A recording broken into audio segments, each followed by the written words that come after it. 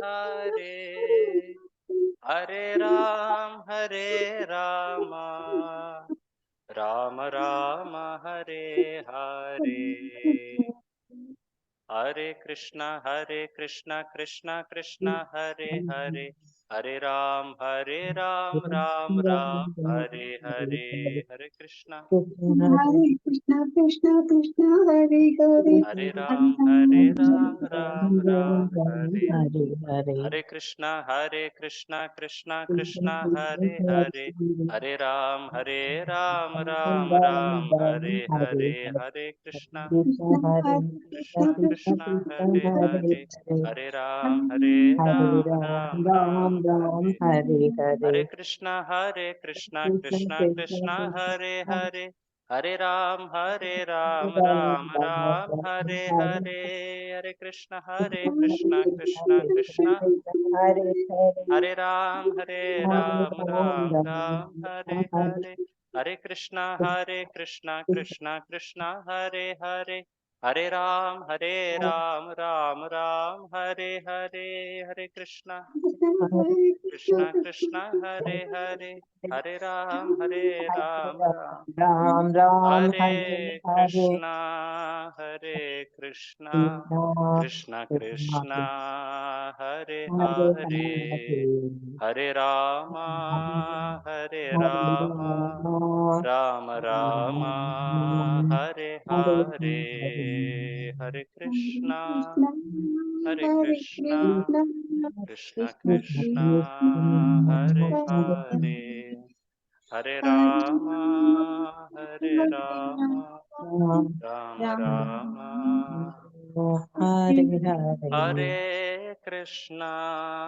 हरे कृष्णा कृष्णा कृष्णा हरे हरे, हरे राम राम राम हरे हरे, हरे कृष्णा कृष्णा कृष्णा कृष्णा हरे हरे, हरे राम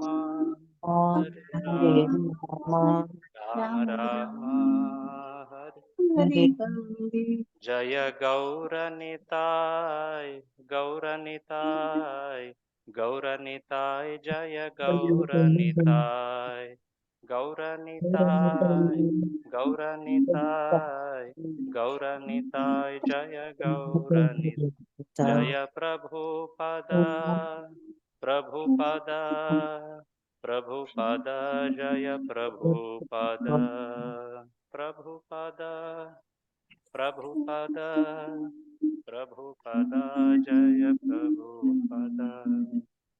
श्री हरिनाम संकीर्तन की जय, जगत गुरु ಶ್ರೀಲ ಪ್ರಭುಪಾದ की जय।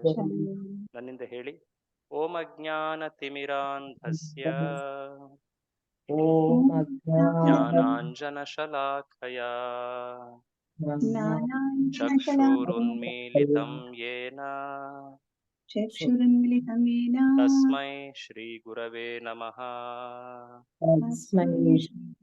नमः ॐ विष्णुपादाय कृष्णप्रेष्ठाय भूतले श्रीमते भक्तिवेदान्त स्वामिन्निति नामिने। नमस्ते सारस्वते देवे गौरवाणी प्रचारिणे निर्विशेषशून्यवादी पाश्चात्यदेशतारिणे। जय श्री कृष्ण चैतन्य प्रभु नित्यानंद, श्री अद्वैत गदाधर श्रीवासादि गौरभक्त वृंद। हरे कृष्णा कृष्णा कृष्णा हरे हरे, हरे राम राम राम हरे हरे। ಮೂಕಂ ಕರೋತಿ ವಾಚಾಲಂ ಪಂಗುಂ ಲಂಘಯತೆ ಗಿರಿಂ ಯತ್ಕೃಪಾತಮಹಂ ವಂದೇ ಶ್ರೀಗುರುಂ ದೀನತಾರಿಣಂ.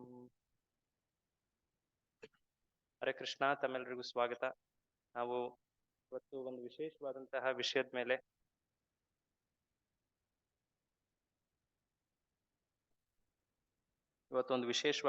ವಿಷಯ ಇದೆ ನಮ್ಮ ಮುಂದೆ. ಯಾಕೆಂದ್ರೆ ಕೆಲವೇ ದಿನಗಳಲ್ಲಿ ಒಂದು ವಿಶೇಷವಾದಂತಹ ಉತ್ಸವ ಪ್ರಾರಂಭ ಆಗುತ್ತೆ. ಆ ಉತ್ಸವದ ವಿಷಯದಲ್ಲೇ ನಮ್ಮ ಈ ಕೃಷ್ಣ ರಸಾಯನ ಚರ್ಚೆ ಕೂಡ ಅದೇ ದಿಕ್ಕಿನಲ್ಲಿ ನಡೀಲಿ ಅಂತ ಹೇಳಿ ಹಿರಿಯರ ಆಶೀರ್ವಾದದೊಂದಿಗೆ ಚೈತನ್ಯ ಮಹಾಪ್ರಭುಗಳ ಬಗ್ಗೆ ನಾವಿಲ್ಲಿ ಸ್ವಲ್ಪ ಚರ್ಚೆ ಮಾಡ್ಲಿಕ್ಕೆ ಪ್ರಯತ್ನ ಪಡ್ತಾ ಇದ್ದೀವಿ. ಶ್ರೀ ಚೈತನ್ಯ ಮಹಾಪ್ರಭುಗಳು ವಿಶೇಷವಾಗಿ ಕಲಿಯುಗಕ್ಕೆ ಅಂತ ಒಂದು ವಿಶೇಷವಾದಂತಹ ಭಗವಂತನ ಅವತರಣ ಅದು. ಆ ಅವತಾರದ ಹಿಂದೆ ಏನು ಉದ್ದೇಶ, ಅವರ ಕಾರ್ಯಗಳೇನು, ಅವರ ಮುಖ್ಯ ಉಪದೇಶಗಳೇನಾಗಿತ್ತು, ಅವುಗಳನ್ನ ಈ ವಾರ ಮತ್ತೆ ಮುಂದಿನ ವಾರ, ಯಾಕಂದ್ರೆ ಮುಂದಿನ ವಾರದ ನಂತರ ಪೂರ್ಣಿಮೆ ಬರೋದಿದೆ ಅಲ್ವಾ, ಗೌರ ಪೂರ್ಣಿಮೆ, ಫಾಲ್ಗುಣ ಪೂರ್ಣಿಮೆ. ಆ ಪೂರ್ಣಿಮೆ ದಿನದಂದೇ ಚೈತನ್ಯ ಮಹಾಪ್ರಭುಗಳ ಜನ್ಮ ಅಥವಾ ಅವತರಣವಾದದ್ದು. ಸೊ ಆ ಸಂದರ್ಭಕ್ಕೆ ಅಂತ ಇದು ಒಂದು ರೀತಿ ನಮ್ಮ ಸಿದ್ಧತೆ. ಯಾವುದೇ ಒಂದು ಕಾರ್ಯ ಮಾಡ್ಲಿಕ್ಕೆ ಮುಂಚೆ ಸಿದ್ಧತೆ ಇದ್ದಷ್ಟು ನಾವು ಆ ಕಾರ್ಯದಿಂದ ಹೆಚ್ಚು ಲಾಭ ಪಡಿತೀವಿ ಅಲ್ವಾ. ಉದಾಹರಣೆಗೆ ಮನೇಲಿ ಅಡುಗೆ ಮಾಡೋದೇ ಆಗಲಿ, ಹಠಾತ್ನೆ ಮಾಡ್ಲಿಕ್ಕೆ ಹೋದ್ರೆ ಅಷ್ಟು ಸರಿಯಾಗಿ ಆಗೋದಿಲ್ಲ. ಅದಕ್ಕೆ ಸಿದ್ಧತೆ ಮಾಡಿದ್ರೆ ಒಂದಿನದ ಹಿಂದೆ, ಆಗ ಅದು ಕೂಡ ಚೆನ್ನಾಗಿ, ಆ ಕಾರ್ಯ ಕೂಡ ಚೆನ್ನಾಗಿ ಆಗುತ್ತೆ. ಆ ಕಾರ್ಯನ ಒಂದು ಒಳ್ಳೆ ಭಾವದಿಂದ ಕೂಡ ಮಾಡಬಹುದು. ಭಕ್ತಿಲಿ ಇದು ತುಂಬಾನೇ ಅನ್ವಯ ಆಗಿದೆ. ಸೊ ಯಾವುದೇ ಭಕ್ತಿ ಕಾರ್ಯ ಮಾಡೋದ್ರ ಮುಂಚೆ ಆ ಭಕ್ತಿ ಮಹಿಮೆ ತಿಳಿದು ಆ ಸಂದರ್ಭಕ್ಕೆ ನಾವು ಸಿದ್ಧರಾದಾಗ ಆ ಭಕ್ತಿಯಲ್ಲಿ ನಾವು ಸರಿಯಾಗಿ ತೊಡಗಬಹುದು. ಸೊ ಅದನ್ನ ಈ ಪ್ರತಿಯೊಂದು ಭಕ್ತಿ ಕಾರ್ಯದಲ್ಲೂ ನಾವು ಪಾಲಿಸಬಹುದು. ಸೊ ವಿಶೇಷವಾಗಿ ಉತ್ಸವ ಬರ್ತಾ ಇರುವಂತಹ ಒಂದು ಸಂದರ್ಭದಲ್ಲಿ ಈ ವಿಷಯನ ನಾವು ಚರ್ಚೆ ಮಾಡ್ತಾ ಇದ್ದೀವಿ. ನಾನು ಸಣ್ಣವನಿದ್ದಾಗ ಒಂದು ನಮ್ಮ ಸೋಷಿಯಲ್ ಸ್ಟಡೀಸ್ ಬುಕ್ ಅಲ್ಲಿ ಚೈತನ್ಯ ಮಹಾಪ್ರಭುಗಳ ಬಗ್ಗೆ ಒಂದು ಸಣ್ಣ ಪ್ಯಾರಾಗ್ರಾಫ್ ಓದಿದ್ದೆ. ಇಸ್ಕಾನ್ ಸಂಪರ್ಕಕ್ಕೆ ಬರುವ ಮುಂಚೆ ಚೈತನ್ಯ ಮಹಾಪ್ರಭು ಅಂದ್ರೆ ಅದೊಂದೇ ಪ್ಯಾರಾಗ್ರಾಫ್ ನನಗೆ ಗೊತ್ತಿತ್ತು. ವಿಶೇಷವಾಗಿ ಸೌತ್ ಇಂಡಿಯಾ, ದಕ್ಷಿಣ ಭಾರತದಲ್ಲಿ ಚೈತನ್ಯ ಮಹಾಪ್ರಭುಗಳ ಬಗ್ಗೆ ಅಷ್ಟೊಂದು ಅವೇರ್ನೆಸ್ ಅಥವಾ ತಿಳುವಳಿಕೆ ಇಲ್ಲ. ಅದಕ್ಕೆ ಸಾಕಷ್ಟು ಕಾರಣಗಳು ಕೂಡ ಇದೆ, ಹಾಗಂತ ಏನು ಇದಲ್ಲ, ಬಟ್ ಅದಕ್ಕೆ ಕಾರಣಗಳು ಕೂಡ ಇದೆ. ಸೊ ಇವತ್ತು ಅದನ್ನ ನಾವು ಚರ್ಚೆ ಮಾಡ್ತಾ ನೋಡೋಣ. ಸೊ ಶ್ರೀ ಚೈತನ್ಯ ಮಹಾಪ್ರಭು ಒಬ್ಬ ಐತಿಹಾಸಿಕ ವ್ಯಕ್ತಿ. ಅವರು ಸುಮಾರು 537-38 ವರ್ಷಗಳ ಹಿಂದೆ, ಅಂದ್ರೆ 1486ನೇ ಇಸ್ವಿಯಲ್ಲಿ ಅವರು ಪಶ್ಚಿಮ ಬಂಗಾಳದ ಒಂದು ಪ್ರದೇಶದಲ್ಲಿ, ನವದ್ವೀಪ ಅನ್ನೋ ಒಂದು ಪ್ರದೇಶ, ಆ ಪ್ರದೇಶದಲ್ಲಿ ಅವರು ಜನ್ಮ ಪಡೀತಾರೆ. ಅವರ ಜನ್ಮ ಅಥವಾ ಅವರ ಜೀವನದ ಒಂದು ಮೇಲ್ನೋಟ ನೋಡೋದಾದ್ರೆ ಅವರು ಯಾವ್ಯಾವ ಕಾರ್ಯಗಳು ಮಾಡಿದ್ರು, ಎಲ್ಲೆಲ್ಲಿ ಅವರು ಭ್ರಮಣೆ ಮಾಡಿದ್ರು, ಏನೇನು ಉಪದೇಶ ನೀಡಿದ್ರು, ಅಥವಾ ಏನ್ ಕಾರ್ಯ ಮಾಡಿದ್ರು ಅವರ ಜೀವನದಲ್ಲಿ, ಅದನ್ನ ಮೇಲ್ಮುಖದಲ್ಲಿ ನೋಡೋದಾದ್ರೆ ಶ್ರೀ ಚೈತನ್ಯ ಮಹಾಪ್ರಭು ಇವರಿಗೆ ಅನೇಕ ಹೆಸರುಗಳುಂಟು. ಗೌರಹರಿ ಅಥವಾ ಗೌರಾಂಗ ಅಥವಾ ವಿಶ್ವಂಭರ, ಅನೇಕ ಹೆಸರುಗಳು ಕೂಡ ಬರ್ತಾ ಹೋಗ್ತವೆ ಪ್ರಸಂಗ ಬಂದ ಹಾಗೆ. ಅವರು ಸುಮಾರು 48 ವರ್ಷಗಳ ಕಾಲ ಈ ಭೂಮಿಯಲ್ಲಿ ಅವರ ಕಾರ್ಯಗಳನ್ನ ಎಲ್ಲರಿಗೂ ಕಾಣಿಸ್ಕೊಟ್ರು. ಸುಮಾರು 48 ವರ್ಷ. ವ್ಯಕ್ತಿ ಎಷ್ಟೇ ವರ್ಷ ಜೀವಿಸಿದ್ರು ಕೂಡ ಏನ್ ಕಾರ್ಯ ಮಾಡ್ದ ಅನ್ನೋದು ಇಂಪಾರ್ಟೆಂಟ್ ಆಗಿ ಅಲ್ವಾ. ಭಗವಂತ ಶ್ರೀಕೃಷ್ಣ 125 ವರ್ಷಗಳು ಈ ಜಗತ್ತಿನಲ್ಲಿ ಎಲ್ಲರ ಮುಂದೆ ಕಾಣಿಸ್ಕೊಂಡ. ಅನೇಕ ದಿವ್ಯ ಕಾರ್ಯಗಳು, ಪ್ರತಿದಿನವೂ ಕೂಡ ಅನೇಕ ಕಾರ್ಯಗಳನ್ನ ಅವನು ಮಾಡಿ ತೋರಿಸ್ದ, ನಮ್ಮೆಲ್ಲರನ್ನ ಆಕರ್ಷಿಸ್ಲಿಕ್ಕೆ ಅಂತ. ಅವನ ಭಕ್ತರು ಕೂಡ, ವಿಶೇಷವಾಗಿ ಅನೇಕ ಆಚಾರ್ಯರು ಕೂಡ ಕೆಲವೇ ವರ್ಷಗಳು ಅವರು ಹೊರಮುಖದಲ್ಲಿ ನಮ್ಮ ಮುಂದೆ ಕಾಣಿಸ್ಕೊಂಡ್ರು ಕೂಡ ಅವರ ಕೊಡುಗೆ ದೊಡ್ಡದಾಗಿತ್ತು. ಶಂಕರಾಚಾರ್ಯರು ಸುಮಾರು 32 ವರ್ಷ ಏನೋ ಅವರು ಇದ್ದಿದ್ದು, ದೊಡ್ಡ ಕಾರ್ಯ ಮಾಡಿ. ಅದೇ ರೀತಿಯಾಗಿ ಮಧ್ವಾಚಾರ್ಯರು, ರಾಮಾನುಜಾಚಾರ್ಯರು, ಶ್ರೀಲ ಪ್ರಭುಪಾದರು ಅವರು ಎಷ್ಟು ವರ್ಷಗಳ ಕಾಲ ಅವರು ತಮ್ಮ ಕಾರ್ಯಗಳನ್ನು ನಮ್ಮ ಮುಂದೆ ತೋರಿಸಿದ್ರು ಅಥವಾ ಈ ಜಗತ್ತಿನಲ್ಲಿ ನೆನಪಿದೆ ಯಾರಿಗಾದ್ರು? ಸುಮಾರು 82. 1896 to 1977. ಸೊ 81 ವರ್ಷಗಳು ಅವರು ಒಟ್ಟಾರೆಯಾಗಿ ನಮ್ಮ ಮುಂದೆ ಅವರ ಕಾರ್ಯಗಳನ್ನು ತೋರಿಸಿದ್ರು ಜೀವಿತಾವಧಿಯವರು. ಅದರಲ್ಲಿ ವಿಶೇಷವಾಗಿ ಅವರ ಕೊನೆಯ 11 ವರ್ಷಗಳೇ ಹೆಚ್ಚಾಗಿ ಅವರ ಕಾರ್ಯದ ಪ್ರಭಾವ ಎಲ್ಲರ ಮುಂದೆ ಕಾಣಿಸ್ತು. ಸೊ ವ್ಯಕ್ತಿ ಎಷ್ಟು ವರ್ಷ ಜೀವಿಸಿದಾನೆ ಅನ್ನೋದಕ್ಕಿಂತ ಹೆಚ್ಚಾಗಿ ಅವನು ಯಾವ ರೀತಿ ಕಾರ್ಯ ಮಾಡ್ದ ಅನ್ನೋದು ಇಂಪಾರ್ಟೆಂಟ್. ಸೊ ಶ್ರೀ ಚೈತನ್ಯ ಮಹಾಪ್ರಭುಗಳು 48 ವರ್ಷಗಳು ಅವರು ಅನೇಕ ರೀತಿಯ ಕಾರ್ಯಗಳನ್ನ ನಮ್ಮೆಲ್ಲರ ಮುಂದೆ ಮಾಡಿ ತೋರಿಸಿ.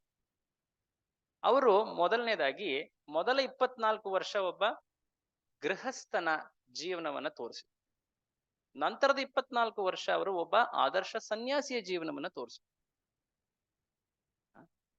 ಅವರು ಗೃಹಸ್ಥರಾಗಿದ್ದಾಗ ಆ ಪಶ್ಚಿಮ ಬಂಗಾಳದ ನವದ್ವೀಪ ಕ್ಷೇತ್ರ, ಮಾಯಾಪುರ ಅಥವಾ ಅಂತರ್ದ್ವೀಪ, ಅಲ್ಲಿ ಅವರು ನಿವಾಸ ಮಾಡಿ, ಅದಾದ ಮೇಲೆ ಸನ್ಯಾಸ ಸ್ವೀಕರಿಸ್ಲಿಕ್ಕೆ ಅಂತ ಹೇಳಿ ಅವರು ಹೊರಡ್ತಾರೆ ಆ ಜಾಗದಿಂದ. ಒಂದು ಕಡೆಯಲ್ಲಿ ಅವರು ಸನ್ಯಾಸ ಸ್ವೀಕರಿಸ್ತಾರೆ. ಅದಾದ ಮೇಲೆ ಅನೇಕ ಕಾರಣಗಳಿಂದಾಗಿ ಅವರು ಜಗನ್ನಾಥಪುರಿ ಅಂತ ಒರಿಸ್ಸಾ ರಾಜ್ಯದಲ್ಲಿರುವಂತ ಆ ಜಾಗದಲ್ಲಿ ಉಳಿದಂತಹ 24 ವರ್ಷಗಳು ಅವರು ಅಲ್ಲಿ ಲೀಲೆಗಳನ್ನ ತೋರಿಸಿದ್ರು. ಅದರಲ್ಲೂ ಕೂಡ ಮೊದಲ 6 ವರ್ಷಗಳು ಅವರು ಪೂರ್ತಿ ಪರ್ಯಟನೆ ಮಾಡ್ತಾ ಇದ್ರು. ಪೂರ್ತಿ ಭಾರತದಲ್ಲೆಲ್ಲ ಪರ್ಯಟನೆ ಮಾಡಿದ್ದಾರೆ. ಪೂರ್ತಿ ದಕ್ಷಿಣ ಭಾರತದ ಪರ್ಯಟನೆ ಸುಮಾರು ಸಾಕಷ್ಟು ವರ್ಷಗಳ ಪರ್ಯಟನೆ ಆಯ್ತು. ಅದಲ್ಲದೆ ಉತ್ತರ ಭಾರತದಲ್ಲೂ ಕೂಡ ವೃಂದಾವನ, ಕಾಶಿ, ಆ ಕಡೆ ವಾರಣಾಸಿ, ಆ ಕಡೆ ಎಲ್ಲ, ಅದಲ್ಲದೆ ಬಾಂಗ್ಲಾದೇಶ್ ಈಗಿನ ಕಾಲ, ಅದಕ್ಕೂ ಅಲ್ಲಿ ಕೂಡ ಅವರು ಪರ್ಯಟನೆಗೆ ಹೋಗಿದ್ರು. ಸೊ ಈ ರೀತಿಯಾಗಿ ಅವರು ಭಕ್ತಿ ಪ್ರಚಾರ ಪ್ರಸಾರ ಕಾರ್ಯದಲ್ಲಿ ಸಾಕಷ್ಟು ವರ್ಷಗಳು ಪೂರ್ತಿ ಭಾರತ ಭೂಮಿಯ ಪರ್ಯಟನೆ ಮಾಡಿದ್ರು. ಕೊನೆಯ 18 ವರ್ಷಗಳು ಅವರು ಜಗನ್ನಾಥ್ ಪುರಿಯಲ್ಲೇ ನಿವಾಸವಾಗಿದ್ದು ಒಂದು ವಿಶೇಷವಾದಂತಹ ಭಕ್ತಿಯ ಉತ್ತುಂಗವನ್ನ ತೋರಿಸ್ತು. ಆ ಲೀಲೆಗಳನ್ನ ನಾವು ಈ ವಾರ ಅಥವಾ ಮುಂದಿನ ವಾರದಲ್ಲಿ ಅವುಗಳ ಬಗ್ಗೆ ಸ್ವಲ್ಪ ಸ್ವಲ್ಪ ನೋಡೋಣ. ಸೊ ಶ್ರೀ ಚೈತನ್ಯ ಮಹಾಪ್ರಭು ಜೀವನ ನೋಡಿದ್ರೆ ಎಲ್ಲ ನಮ್ಮ ಮಧ್ಯದಲ್ಲೇ ಇದ್ದಂತಹ ಒಬ್ಬ ವ್ಯಕ್ತಿ, ನಮ್ಮಂತೆನೆ ಕಂಡಂತಹ ಒಬ್ಬ ವ್ಯಕ್ತಿ. ಇನ್ಫ್ಯಾಕ್ಟ್ ಅವರ ಎಕ್ಸಾಕ್ಟ್ ಅವ್ರು ಹೇಗ್ ಕಾಣ್ತಾ ಇದ್ರು ಅಂತ ಒಬ್ಬ ವ್ಯಕ್ತಿ ಅವರ ಪೇಂಟಿಂಗ್ ಕೂಡ ಮಾಡಿದ್ದಾರೆ. ಸೊ ಸಾಕಷ್ಟು ವರ್ಷ ಏನಲ್ಲ, 530 540 ವರ್ಷಗಳ ಹಿಂದಷ್ಟೇ ಅವರು ಅವತರಿಸಿದ್ದು. ಸುಮಾರು 48 ವರ್ಷಗಳ ಕಾಲ ಅವರು ತಮ್ಮ ಕಾರ್ಯಗಳನ್ನ ಎಲ್ಲರ ಮುಂದೆ ತೋರಿಸಿದ್ರು. ಆದರೆ ಈ ವ್ಯಕ್ತಿ ಸಾಮಾನ್ಯ ವ್ಯಕ್ತಿ ಆಗಿರಲಿಲ್ಲ. ಶಾಸ್ತ್ರಗಳಲ್ಲಿ ಭಗವಂತನ ಒಂದು ಹೆಸರು ತ್ರಿಯುಗಿ ಅಂತ. ಏನಂತ? ತ್ರಿಯುಗಿ. ತ್ರಿಯುಗಿ ಅಂದ್ರೆ 3 ಯುಗಗಳಲ್ಲಿ ಅವನು ಕಾಣಿಸ್ಕೊಳ್ತಾನೆ. ಒಟ್ಟಾರೆ ಎಷ್ಟು ಯುಗಗಳಿವೆ? 4 ಯುಗಗಳಿವೆ. ಆದ್ರೆ ಶ್ರೀ ಕೃಷ್ಣ ಮೂಲ ಅವತಾರಿ ಪುರುಷ, ಅವನು 3 ಯುಗಗಳಲ್ಲಿ ಮುಖ್ಯವಾಗಿ ತಾನೇ ಭಗವಂತ ಅಂತ ಪ್ರದರ್ಶಿಸ್ತಾನೆ. ತಾನೇ ಇದು ಅಂತ ಹೇಳಿ ಪ್ರದರ್ಶಿಸ್ತಾನೆ. ಆದ್ರೆ ಕೊನೆ ಯುಗದಲ್ಲಿ ಸ್ಥಿತಿ ಹೇಗಿರುತ್ತೆ ಅಂದ್ರೆ, ಜನರಿಗೆ ಆಧ್ಯಾತ್ಮದಲ್ಲಿ ಯಾವುದೇ ಒಂದು ಆಸಕ್ತಿಯೇ ಇರೋದಿಲ್ಲ. ಹಾಗಾಗಿ ಅವರಿಗೆ ಉಪದೇಶ ನೀಡಿ ಒಂದು ಉದಾಹರಣೆಯನ್ನ ಪ್ರಸ್ತುತಪಡಿಸುವಂತಹ ಸ್ಥಿತಿಯೇ ಇರೋದಿಲ್ಲ. ಸೊ ಕಲಿಯುಗ ಆ ಯುಗ. ಕಲಿಯುಗದ ಜೀವಿಗಳಿಗೆ ಆಧ್ಯಾತ್ಮದಲ್ಲಿ ಆಸಕ್ತಿ ತುಂಬಾನೇ ಕಡಿಮೆ. ಶಾಸ್ತ್ರದಲ್ಲಿ ಹೇಳ್ತಾರೆ, ಕಲಾವಸ್ಮಿನ್ ಯುಗೇ ಜನ ಮಂದ ಸುಮಂದ ಮತಯೋ ಮಂದಭಾಗ್ಯಾ ಹಿ ಉಪತೃತ. ಸೊ ಪ್ರಾಯೇಣ ಅಲ್ಪ ಆಯುಷ ಸಭ್ಯ. ಈ ಜಗತ್ತಿನ ಅಥವಾ ಎಸ್ಪೆಷಲಿ ಈ ಸಮಯದ ಜೀವಿಗಳಿಗೆ ಆಯುಷ್ಯ ಎಷ್ಟಿದೆ? ಅಲ್ಪ ಆಯುಷ್ಯ. ನಾವು ನಮ್ಮ ತಾತ ಅಥವಾ ನಮ್ಮ ಮುತ್ತಾತರ ಜೀವನವನ್ನೇ ನೋಡಿದ್ರೆ ನಾವೆಷ್ಟು ಅಥವಾ ನಾವೆಷ್ಟು ಜೀವಿಸ್ತೀವೋ, ನಮ್ಮ ಮುಂದಿನ ಪೀಳಿಗೆ ಎಷ್ಟು ಜೀವಿಸುತ್ತೆ ಅನ್ನೋದು ತುಂಬಾ ಹೆದರಿಕೆ ಆಗುತ್ತೆ ಅಲ್ವಾ? ಅಲ್ಪ ಆಯುಷ್ಯ. ಆ ಅಲ್ಪ ಆಯುಷ್ಯದಲ್ಲಿಯೂ ಕೂಡ ಅವರು ತುಂಬಾ ಮಂದರು. ಮಂದ ಅಂದ್ರೆ ಏನರ್ಥ? ಲೇಜಿ ಅಲ್ವಾ? ಆಲಸ್ಯ. ಆಲಸ್ಯಕ್ಕೆ ಮಂದವಾಗಿದ್ದಾನೆ, ಮಂದ ವ್ಯಕ್ತಿ ಅಂತ ಹೇಳಿ. ಆದ್ರೆ ಹೊರಮುಖದಲ್ಲಿ ಜನ ತುಂಬಾ ಆಕ್ಟಿವ್ ಆಗಿದ್ದಾರೆ, ಸಕ್ರಿಯವಾಗಿದ್ದಾರೆ, ಏನೆಲ್ಲಾ ಕೆಲಸ ಮಾಡ್ತಾರೆ, ಏನೆಲ್ಲಾ ಅಡ್ವೆಂಚರ್ ಮಾಡ್ತಾರೆ ಅಲ್ವಾ? ಸೊ ಇಲ್ಲಿ ಮಂದ ಅಂದ್ರೆ ಏನು? ಆಧ್ಯಾತ್ಮಿಕ ಕ್ರಿಯೆಗಳಿಗೆ ಅವರು ಆಲಸ್ಯ. ಅದರ ಬಗ್ಗೆ ಅವ್ರಿಗೆ ಅಷ್ಟು ರುಚಿ, ಆಸಕ್ತಿ ಅಥವಾ ಒಂದು ದೃಢತೆ ಇಲ್ಲ, ಒಂದು ಇಚ್ಛೆ ಇಲ್ಲ. ಅದಲ್ದೇನೆ ಮಂದ ಸುಮಂದ ಮತಯ ಅಂದ್ರೆ ಅವರ ಬುದ್ಧಿ ಕೂಡ ತುಂಬಾ ಮಂದ. ಹಿಂದಿನ ಕಾಲದ ಜನ ಅವರು ತತ್ವಗಳನ್ನು ಎಷ್ಟು ಚರ್ಚೆ ಮಾಡ್ತಾ ಇದ್ರು, ಅದು ಎಷ್ಟೊಂದು ಶಾಸ್ತ್ರಗಳನ್ನ ಅವರು ಮಂಥನ ಮಾಡ್ತಾ ಇದ್ರು. ಅದೇ ಒಂದು ಮುಖ್ಯವಾದಂತಹ ಮನೋರಂಜನೆ ಆಗಿತ್ತು ಆಗಿನ ಸಮಯದಲ್ಲಿ, ರಾಮಾಯಣ ಮಹಾಭಾರತ ಬಗ್ಗೆ ಮಂಥನ ಮಾಡುದು, ಶಾಸ್ತ್ರಗಳ ಮಂಥನ. ಬಟ್ ಈಗಿನ ಕಾಲದ ಬುದ್ಧಿ, ಆ ಬುದ್ಧಿ ಏನಿದ್ರು ಬರೀ ಹೇಗೆ ಹೆಚ್ಚು ದುಡ್ಡು ಸಂಪಾದಿಸೋದು, ಹೇಗೆ ಹೆಚ್ಚು ಜೀವನದಲ್ಲಿ ಆರಾಮ ಪಡೋದು, ಆ ರೀತಿಯಲ್ಲೇ ನಡೆಯುತ್ತೆ ಅಲ್ವಾ. ಈ ರೀತಿಯಾದಂತಹ ಉತ್ತಮ ಆಧ್ಯಾತ್ಮಿಕ ಬುದ್ಧಿ ಬಹಳ ಕಡಿಮೆ. ಆಯುಷ್ಯ ಕಡಿಮೆ ಮೊದಲನೇದಾಗಿ. ಓಕೆ, ಆಯುಷ್ಯ ಇದೆ, ಏನೋ ಸ್ವಲ್ಪ ಹೆಚ್ಚು ಜೀವಿಸ್ತಾ ಇದ್ದಾನಂದ್ರೆ ಆಲಸ್ಯ. ಓಕೆ, ಆಲಸ್ಯವೂ ಇಲ್ಲ, ಏನೋ ಒಂದು ಶ್ರಮ ಪಡ್ತಾ ಇದ್ದಾನೆ ಆಧ್ಯಾತ್ಮಿಕದಲ್ಲಿ, ಏನೋ ಸ್ವಲ್ಪ ಇಂಟ್ರೆಸ್ಟ್ ಇದೆ ಅಂದ್ರೆ ಬುದ್ಧಿ ಮಂದ.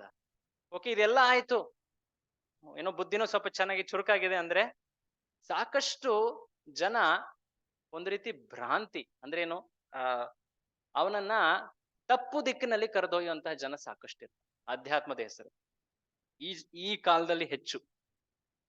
ಗೊತ್ತಾಗ್ತಾ ಇದೆಯಾ? ಈ ಕಾಲದಲ್ಲಿ ಧರ್ಮ ಧ್ವಜಿಗಳು ಅಂತ ಹೇಳ್ತಾರೆ. ಅಂದ್ರೇನು, ಅವರು ಧರ್ಮದ ವೇಷದಲ್ಲಿ ಅಧರ್ಮದೆಡೆಗೆ ಕರ್ಕೊಂಡು ಹೋಗ್ತಾರೆ ಜನರನ್ನ. ಆ ರೀತಿಯಾದಂತಹ ಜನರು ಈ ಯುಗದಲ್ಲಿ ಹೆಚ್ಚು. ಓಕೆ, ಆಲಸ್ಯದಿಂದ ಎದ್ದು ಏನೋ ಸ್ವಲ್ಪ ಚುರುಕಾಗಿ ಆಧ್ಯಾತ್ಮಿಕದ ಬಗ್ಗೆ ಜಿಜ್ಞಾಸೆ ಇಟ್ಕೊಂಡು ಮುಂದೆ ನಡೀತಾ ಇದ್ದಾನೆ. ಆದ್ರೆ ಮಾರ್ಗದರ್ಶಕರು ಹೇಗಿದ್ದಾರೆ? ಏನೋ ಮೇಕೆ ಮುಖವಾಡ ಹಾಕೊಂಡಿರುವಂತ ತೋಳದಂತಿದ್ದಾರೆ ಅಲ್ವಾ. ಆ ರೀತಿಯಾದಂತಹ ಧರ್ಮಧ್ವಜಿಗಳು. ಓಕೆ, ಅದರಲ್ಲೂ ಕೂಡ ಒಬ್ಬ ಸದ್ಗುರುವಿನ ಆಶ್ರಯವನ್ನ ಪಡೆದ, ಎಲ್ಲವನ್ನು ಇದಾದ್ಮೇಲೆ ಓಕೆ, ಹೇಗೋ ಒಂದಿಷ್ಟು ಆಯುಷ್ಯದಲ್ಲಿ ಇರುವಂತ ಅಲ್ಪ ಆಯುಷ್ಯದಲ್ಲಿ ಆಲಸ್ಯದಿಂದ ಹೊರ ಬಂದು ಒಳ್ಳೆ ಬುದ್ಧಿ ಜಿಜ್ಞಾಸೆ ಇಟ್ಕೊಂಡು ಮುನ್ನಡೆದು ಒಬ್ಬ ಸದ್ಗುರುವಿನ ಶಿಲ ಪ್ರಭುಪಾದರು ಅಥವಾ ಭಕ್ತಿ ಆಚಾರ್ಯರ ಆಶ್ರಯಕ್ಕೆ ಬಂದ. ಆದ್ರೂ ಕೂಡ ಅವನ ಮನಸ್ಸು ತುಂಬಾನೇ ಉಪದ್ರುತ, ವಿಚಲಿತವಾಗಿ. ಇಂತಹ ಸ್ಥಿತಿ ನಮ್ಮೆಲ್ಲರದು. ಹಾಗಾಗಿ ಯಾಕೆ ಈ ವರ್ಣನೆ ಇರೋದು ನಮ್ಮ ಶಾಸ್ತ್ರದಲ್ಲೇ ವರ್ಣನೆ ಇದೆ. ಸೊ ಇಂತಹ ಸ್ಥಿತಿ ಜನರದಾಗಿರೋದ್ರಿಂದ ಆಧ್ಯಾತ್ಮಿಕತೆಡೆ ಜನರ ಒಲವು ತುಂಬಾನೇ ಕಡಿಮೆ ಇರುತ್ತೆ. ಸೊ ಕೊನೆಗೆ, ಈ ಯುಗದ ಕೊನೆಗೆ ಭಗವಂತ ಒಂದು ವಿಶೇಷ ರೂಪದಲ್ಲಿ ಬಂದು ಎಲ್ಲರನ್ನ ನಿರ್ನಾಮ ಮಾಡಿ ಓಕೆ ಸತ್ಯಯುಗದ ಪ್ರಾರಂಭ ಮಾಡ್ಬಿಟ್ಟು ಅಷ್ಟೇ. ಅದಲ್ಲದೆ ಈ ಯುಗದಲ್ಲಿ ದೇವರ ಭಗವಂತನ ಪ್ರಾಕಟ್ಯ ಲೀಲೆ ಅವುಗಳು ಈ ಯುಗದಲ್ಲಿ ಬಹುತೇಕ ಇಲ್ಲ. ಇದು ಶಾಸ್ತ್ರದ ತತ್ವ. ಆದರೂ ಭಗವಂತ ಈ ಪತಿತರ ಮೇಲೆ ಅನುಕಂಪವನ್ನ ತೋರಿಸ್ಲಿಕ್ಕೆ ಅಂತ ಒಂದು ವಿಶೇಷ ರೂಪದಲ್ಲಿ, ತಾನೇ ಭಗವಂತ ಅಂತ ಹೇಳದೇನೆ ಸಾಮಾನ್ಯ ವ್ಯಕ್ತಿಯಂತೆ, ಆದರೆ ವಿಶೇಷವಾಗಿ ಭಕ್ತಿಯನ್ನ ಹೇಗೆ ಪಾಲನೆ ಮಾಡಬೇಕು ಅನ್ನೋದನ್ನ ತೋರಿಸ್ಲಿಕ್ಕೆ ಅಂತ ಆ ರೂಪದಲ್ಲಿ ಬರ್ತಾನೆ. ಆ ರೂಪವೇ ಶ್ರೀ ಚೈತನ್ಯ ಮಹಾ. ಇದು ಏನೋ ಕೆಲವರು ಹೇಳಿರುವಂತಹ ಅಭಿಪ್ರಾಯ ಅಂತ ಅಲ್ಲ, ಇದಕ್ಕೆ ಸಾಕಷ್ಟು ಪುರಾವೆಗಳಿವೆ. ಈಗ ನಾವು ಮುಂದೆ ಒಂದಿಷ್ಟು ಶ್ಲೋಕಗಳನ್ನು ನೋಡೋಣ. ಭಾಗವತದಿಂದ, ವಿಷ್ಣು ಸಹಸ್ರನಾಮದಿಂದ, ಅನೇಕ ಪುರಾಣಗಳಿಂದ ಚೈತನ್ಯ ಮಹಾಪ್ರಭುಗಳ ಪ್ರಾಕಟ್ಯದ ಬಗ್ಗೆ ಆ ಶಾಸ್ತ್ರಗಳಲ್ಲಿ ಸ್ಪಷ್ಟವಾಗಿ ಹೇಳಲಾಗಿದೆ. ನೋಡಿ, ಯಾವುದೇ ಒಬ್ಬ ವ್ಯಕ್ತಿಯನ್ನ ನಾವು ಅವತಾರ ಅಂತ ಸ್ವೀಕರಿಸ್ಬೇಕಂದ್ರೆ ಆ ವ್ಯಕ್ತಿಯಲ್ಲಿ ಮುಖ್ಯವಾಗಿ 3 ಅಂಶಗಳನ್ನ ನಾವು ಚೆಕ್ ಮಾಡ್ಬೇಕು. ಏನು? ಮೊದಲನೇದಾಗಿ ಆ ವ್ಯಕ್ತಿ ಬಗ್ಗೆ ಶಾಸ್ತ್ರದಲ್ಲಿ ವರ್ಣನೆ ಇರಬೇಕು. ಯಾವುದೇ ಒಂದು ಅವತಾರ ಪ್ರಕಟವಾಗಿದೆ ಅಂದ್ರೆ ಆ ಅವತಾರದ ಬಗ್ಗೆ ವೇದಗಳಲ್ಲಿ ಪುರಾಣಗಳಲ್ಲಿ ಸ್ಪಷ್ಟವಾಗಿ ಮಾಹಿತಿ ಇರುತ್ತೆ. ಉದಾಹರಣೆ ಹೇಳೋದಾದ್ರೆ, ವೇದಶಾಸ್ತ್ರಗಳನ್ನ 5000 ವರ್ಷಗಳ ಹಿಂದೆ ವೇದವ್ಯಾಸರು ಬರೆದಿಟ್ಟಿದ್ದಾರೆ. ಸುಮಾರು ಕೆಲವು ಸಾವಿರ ವರ್ಷಗಳ ಹಿಂದೆ ಬುದ್ಧ ಅವರ ಪ್ರಾಕಟ್ಯವಾಯಿತು. ಅವ್ರ ಬಗ್ಗೆ ಆಗ್ಲೇನೆ ಬರೆದಿಟ್ಟಿದ್ರು. ಅವ್ರ ಬಗ್ಗೆ ಆಗ್ಲೇನೆ ಬರೆದಿಟ್ಟಿದ್ರು. ಇದೇ ರೀತಿಯಾಗಿ ಕಲ್ಕಿ ಒಬ್ಬ ಭಗವಂತನ ಅವತಾರವೇ. ಆತನ ಅವತಾರದ ಬಗ್ಗೆ ಅದು ಯಾವಾಗ ಆಗತ್ತೆ, ಯಾವ ಪ್ರದೇಶದಲ್ಲಿ ಅವನ ಜನ್ಮ ಆಗತ್ತೆ, ಏನ್ ಕಾರ್ಯ ಮಾಡ್ತಾನೆ ಅಂತ ಎಲ್ಲ ಶಾಸ್ತ್ರದಲ್ಲಿ ಮುಂಚೆ ಬರೆದಿಟ್ಟಿದ್ರು. ಸೊ ಮೊದಲನೇ ಅಂಶ ಅಂದ್ರೆ ಆ ಅವತಾರದ ಬಗ್ಗೆ ಸ್ಪಷ್ಟವಾಗಿ ಶಾಸ್ತ್ರದಲ್ಲಿ ಹೇಳಿರ್ಬೇಕು. ಸುಮ್ನೆ ಯಾವುದೋ ಒಬ್ಬ ವ್ಯಕ್ತಿ ಹೇಳ್ದ ಅಂತ ಹೇಳಿ ಇದು ನನ್ನ ನಂಬಿಕೆ, ಇವನನ್ನ ನಾನು ಪರಮ ಅಂತ ನಾನು ಸ್ವೀಕರಿಸ್ತೀನಿ, ಅದಲ್ಲ. ಅದು ವೆರಿಫೈಡ್ ಆಗಿರ್ಬೇಕು, ಪ್ರೂಫ್ ಇರ್ಬೇಕು ಶಾಸ್ತ್ರದಲ್ಲಿ. ಮೊದಲನೇ ಅಂಶ. ಎರಡನೇ ಅಂಶ ಅಂದ್ರೆ ಆ ವ್ಯಕ್ತಿ ಒಂದು ಅದ್ವಿತೀಯವಾದಂತಹ ಕಾರ್ಯವನ್ನ ಮಾಡಿ ತೋರಿಸಿರು. ಅದ್ವಿತೀಯವಾದಂತಹ ಕಾರ್ಯವನ್ನ ಮಾಡಿ ತೋರಿಸಿರು. ಸಾಮಾನ್ಯ ಜೀವಿಗಳಂತೆ ಅಲ್ಲ. ಮೂರನೇದಾಗಿ ಆ ವ್ಯಕ್ತಿಯಲ್ಲಿ ವಿಶೇಷ ಲಕ್ಷಣಗಳಿರ್ತವೆ ಅವನ ಶರೀರದಲ್ಲಿ, ಅವನ ಕೈಗಳಲ್ಲಿ, ಕಾಲಗಳಲ್ಲಿ, ಅವನ ಪೂರ್ತಿ ಅಂಗಗಳಲ್ಲಿ ವಿಶೇಷ ಮಹಾನುಭಾವರ ಲಕ್ಷಣಗಳು ಅಂತ ಹೇಳ್ತಾರೆ. ಆ ಲಕ್ಷಣಗಳಿರ್ಬೇಕು. ಸೊ ಈ ರೀತಿಯಾಗಿ ಅನೇಕ ಅಂಶಗಳಿವೆ. ಯಾವುದೇ ಒಬ್ಬ ವ್ಯಕ್ತಿನ ನಾನು ಅವತಾರ ಅಂತ ಸ್ವೀಕರಿಸ್ಲಿಕ್ಕೆ ಆಗೋದಿಲ್ಲ. ಈ ಅಂಶಗಳನ್ನ ನೋಡಿ ಅಂತ ಪ್ರಭುಪಾದರು ಸ್ಪಷ್ಟವಾಗಿ ಹೇಳ್ತಾರೆ. ನಾವು ಒಂದ್ ರೀತಿ ಅಂಧಶ್ರದ್ಧೆಯಿಂದ ಯಾರೋ ಒಬ್ಬ ವ್ಯಕ್ತಿನ ಏನೋ ಪವಾಡ ಮಾಡ್ತಾ ಇದ್ದಾನೆ, ಇವನೇ ದೇವ್ರು ಅಂತ ಹೇಳಿ ಸ್ವೀಕರಿಸೋದಲ್ಲ. ಅಷ್ಟು ಸಹಜ ಅಥವಾ ಅಷ್ಟು ಸಡಿಲವಾಗಿ ನಾವು ನೋಡಬಾರದು ಭಗವಂತನ ವ್ಯಕ್ತಿತ್ವವನ್ನ. ಸೊ ಚೈತನ್ಯ ಮಹಾಪ್ರಭುಗಳ ಬಗ್ಗೆ ಎಲ್ಲೆಲ್ಲಿ ಸ್ಪಷ್ಟವಾಗಿ ಶಾಸ್ತ್ರದಲ್ಲೇ ಹೇಳಲಾಗಿದೆ. ಚೈತನ್ಯ ಮಹಾಪ್ರಭು ಅವರ ಜನ್ಮ ಯಾವಾಗಾಗಿದ್ದು? ಎಷ್ಟು ವರ್ಷಗಳ ಹಿಂದೆ? ಈಗಿನ 2 ಸಲ ಹೇಳಿದೆ ನಾನು. 540 ಕ್ಲೋಸ್ ಟು 540 ಇಯರ್ಸ್, 540 ವರ್ಷಗಳು. ವೇದಗಳ ಶಾಸ್ತ್ರಗಳನ್ನ ಯಾವಾಗ ಬರ್ದಿದ್ದು? ಎಷ್ಟು ವರ್ಷಗಳ ಹಿಂದೆ? 5000 ವರ್ಷ. ಆಗನೇ ಭವಿಷ್ಯವಾಣಿ ರೂಪದಲ್ಲಿ ಇದನ್ನ ಹೇಳಲಾಗಿದೆ. ಸೊ ಮೊದಲನೇ ಪುರಾವೆ ಬರುತ್ತೆ ಭಾಗವತ ಪುರಾಣದಲ್ಲಿ. ತುಂಬಾ ಪ್ರಸಿದ್ಧವಾದಂತಹ ಶ್ಲೋಕ 11ನೇ ಸ್ಕಂದದಲ್ಲಿ ಬರುತ್ತೆ. ನನ್ನಿಂದ ಹೇಳಿ. ಕೃಷ್ಣವರ್ಣಂ ತ್ವಿಷಾ ಕೃಷ್ಣಂ ಕೃಷ್ಣವರ್ಣಂ ತ್ವಿಷಾ ಕೃಷ್ಣಂ ಪಾರ್ಷದಂ ಯಜ್ಞೈ ಸಂಕೀರ್ತನ ಪ್ರಾಯೈರ್ ಯಜಂತಿ ಹಿ ಸುಮೇಧಸಾ. ಸೊ ಭಾಗವತದಲ್ಲಿ ಪ್ರತಿ ಯುಗದ ಅವತಾರದ ಬಗ್ಗೆ ವರ್ಣನೆ ಇದೆ. ಆ ವರ್ಣನೆಯಲ್ಲಿ ಕಲಿಯುಗದ ಯುಗ ಅವತಾರದ ವರ್ಣನೆಯಲ್ಲಿ ಈ ಶ್ಲೋಕನ ಹೇಳಿದ್ದಾರೆ. ಏನ್ ಹೇಳ್ತಾರೆ? ಕೃಷ್ಣ ವರ್ಣಂ, ಇವರ ವರ್ಣ ಕೃಷ್ಣ. ಅಂದ್ರೆ ಕೃಷ್ಣ ಅಂದ್ರೆ ಯಾವ ಕಲರು? ಕಪ್ಪಲ್ವಾ? ಬ್ಲ್ಯಾಕ್. ಕೃಷ್ಣ ನೀಲಿ ಅಥವಾ ಕಪ್ಪು ಎರಡೂ ಇದೆ. ನೀನು ಕಪ್ಪು ದಾಸರು ಹೇಳಿದ. ಸೊ ಯಾವ ವರ್ಣ ಇದು? ಕೃಷ್ಣ ವರ್ಣ. ಆದ್ರೆ ಇಲ್ಲಿ ಕೃಷ್ಣ ವರ್ಣ ಅಂದ್ರೆ ಕೇವಲ ಬಣ್ಣ ಅಲ್ಲ. ವರ್ಣ ಅಂದ್ರೆ ವರ್ಣನೆ.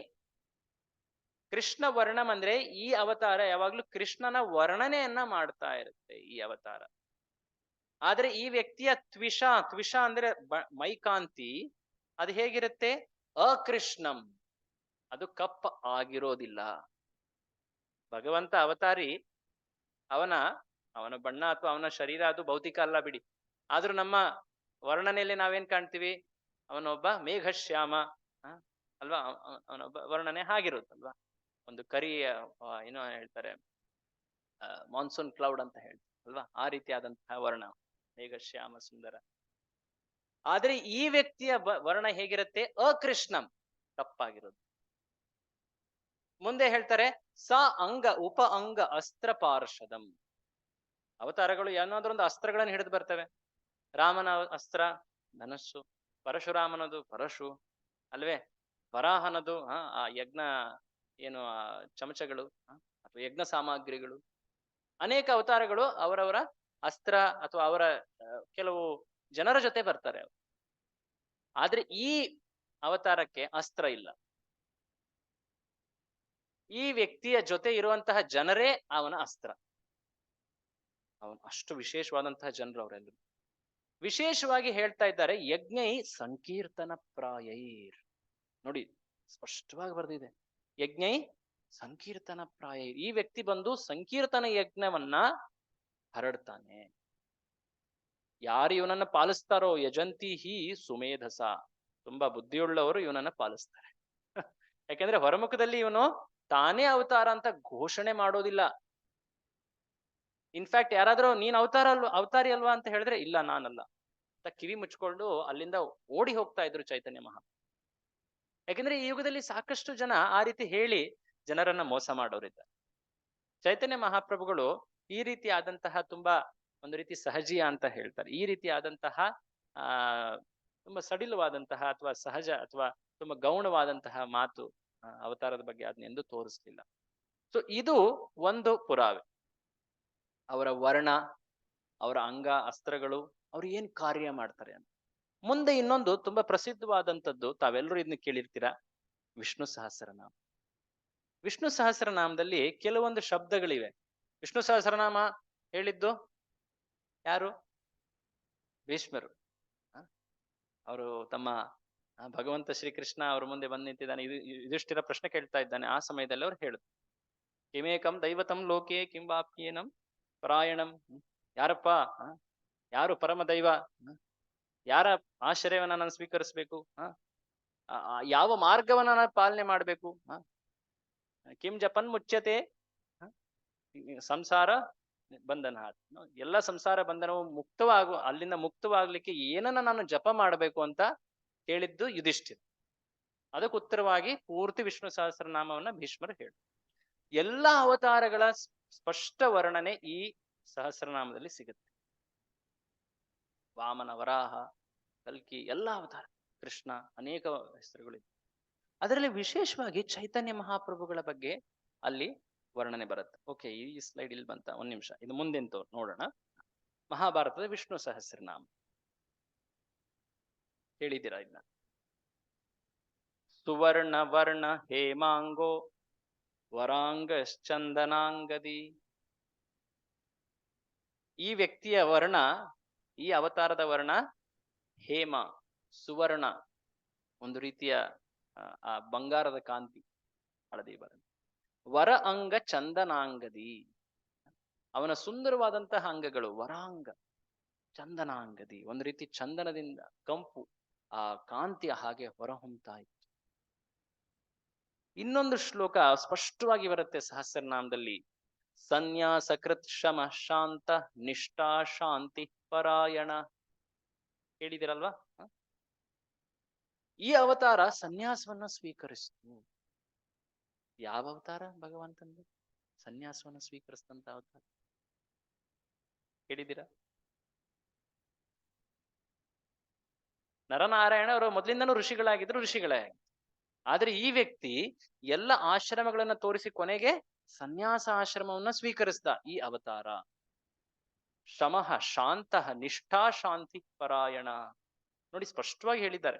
ಅದಲ್ಲದೆ ಇನ್ನೂ ಸ್ಪಷ್ಟವಾಗಿ ಮುಂದಿನ ಶ್ಲೋಕಗಳು ಗರುಡ ಪುರಾಣದಲ್ಲಿ ಶ್ರೀಕೃಷ್ಣನೇ ಹೇಳ್ತಾನೆ, ಅಹಂ ಪೂರ್ಣೋ ಭವಿಷ್ಯಾಮಿ ಯುಗ ಸಂಧೌ ವಿಶೇಷತಃ. ನಾನು ಮುಂದೆ ಭವಿಷ್ಯದಲ್ಲಿ ಯುಗ ಸಂಧಿಯಲ್ಲಿ, ಅಂದ್ರೆ ಈಗ ಕಲಿಯುಗದ ಸಂಧಿ, ದ್ವಾಪರ ಮತ್ತು ಕಲಿ ಮಧ್ಯದಲ್ಲಿ ಇರುವಂತಹ ಈ ಸಮಯ ಇದು, 10,000 ವರ್ಷಗಳು ಇದೇ ರೀತಿ ಇರ್ತದೆ. ಅದರಲ್ಲಿ ಅವರು ಸ್ಪಷ್ಟವಾಗಿ ಹೇಳ್ತಾ ಇದ್ದಾನೆ ಶ್ರೀಕೃಷ್ಣ.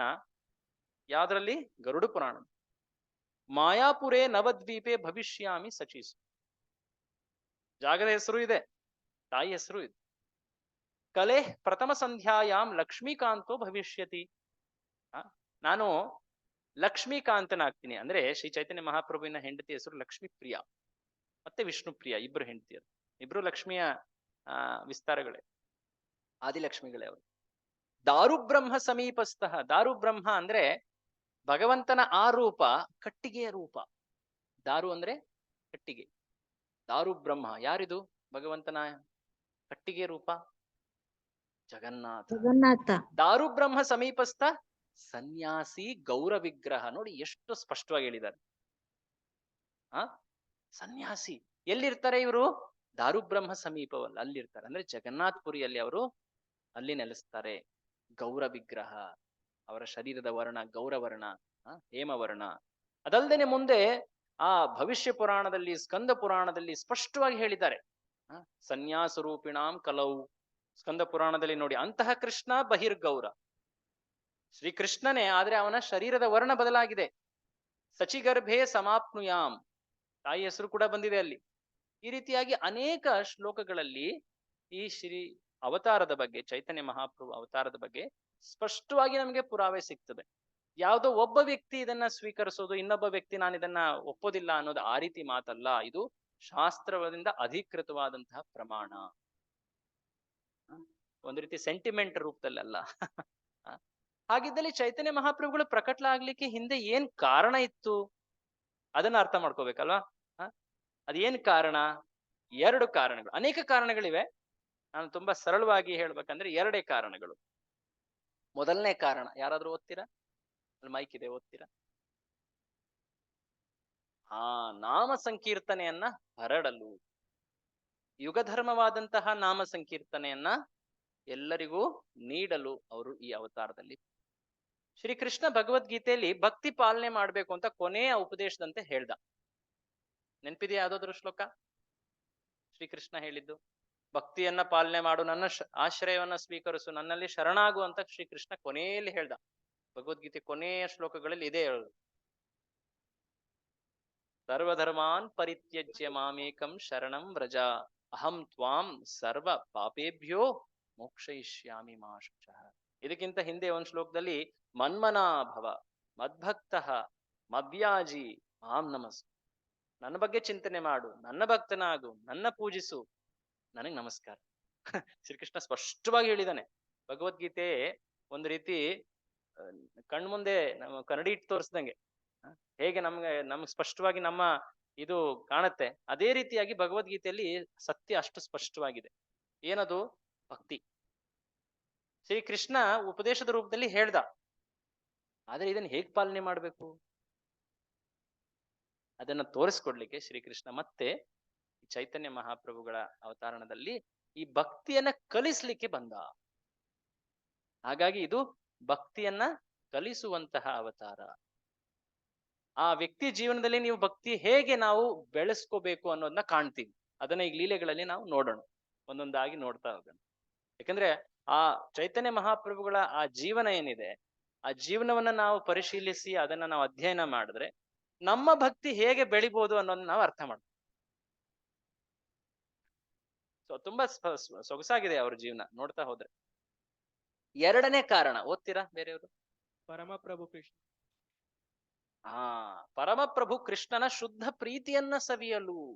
ಇದು ತುಂಬಾನೇ ಒಂದು ರೀತಿಯ ಗೌಪ್ಯವಾದಂತಹ ಕಾರಣ ಇದು. ಯಾಕೆಂದ್ರೆ ಏನಿದು, ಕೃಷ್ಣ ಬಂದು ತನ್ನ ಭಕ್ತಿಯನ್ನ ಸವಿಬೇಕಾ? ಇದ್ಯಾಕೆ ಬೇಕು? ಕೃಷ್ಣನು ಕೂಡ ಭಕ್ತಿಯನ್ನ ಸವಿತಾನೆ. ಆ ಭಕ್ತಿ ಆನಂದವನ್ನ ಅವನು ಆನಂದಿಸ್ತಾನೆ. ಉದಾಹರಣೆಗೆ ಹೇಳೋದಾದ್ರೆ, ಅಯೋಧ್ಯೆಯಲ್ಲಿ ರಾಮಕಥೆ ನಡೀತಾ ಇತ್ತು. ಹೇಳ್ತಾ ಇದ್ದವರು ಲವಕುಶರು. ಆ ರಾಮಕಥೆಯಲ್ಲಿ ರಾಮಕಥಾ ಪೂರ್ತಿ ಅಯೋಧ್ಯೆ ಆಸ್ಥಾನ ತುಂಬಿ ಬಿಟ್ಟಿದೆ. ಮೇಲ್ಗಡೆ ಒಂದು ದೊಡ್ಡ ಸ್ಥಾನದಲ್ಲಿ ಶ್ರೀ ರಾಮಚಂದ್ರನೇ ಕೂತ್ಕೊಂಡಿದ್ದಾನೆ. ಆದ್ರೆ ಉಳಿದೆಲ್ಲರೂ ಕೂಡ ಲವಕುಶರ ಮುಂದೆ ಕೆಳಗಡೆ ಕೂತ್ಕೊಂಡು ರಾಮಕಥೆಯನ್ನ ಕೇಳ್ತಾ ಇದ್ದಾರೆ. ರಾಮನ ದಿವ್ಯ ವರ್ಣನೆಯನ್ನು ಕೇಳ್ತಾ ಇದ್ದಾರೆ. ಎಷ್ಟು ಆನಂದದಲ್ಲಿ ಇದ್ದಾರೆ ಅಂದ್ರೆ ಶ್ರೀರಾಮಚಂದ್ರ ಇದ್ದಾನೆ ಅನ್ನೋದನ್ನ ಮರ್ತು ಬಿಟ್ಟಿದ್ದಾರೆ.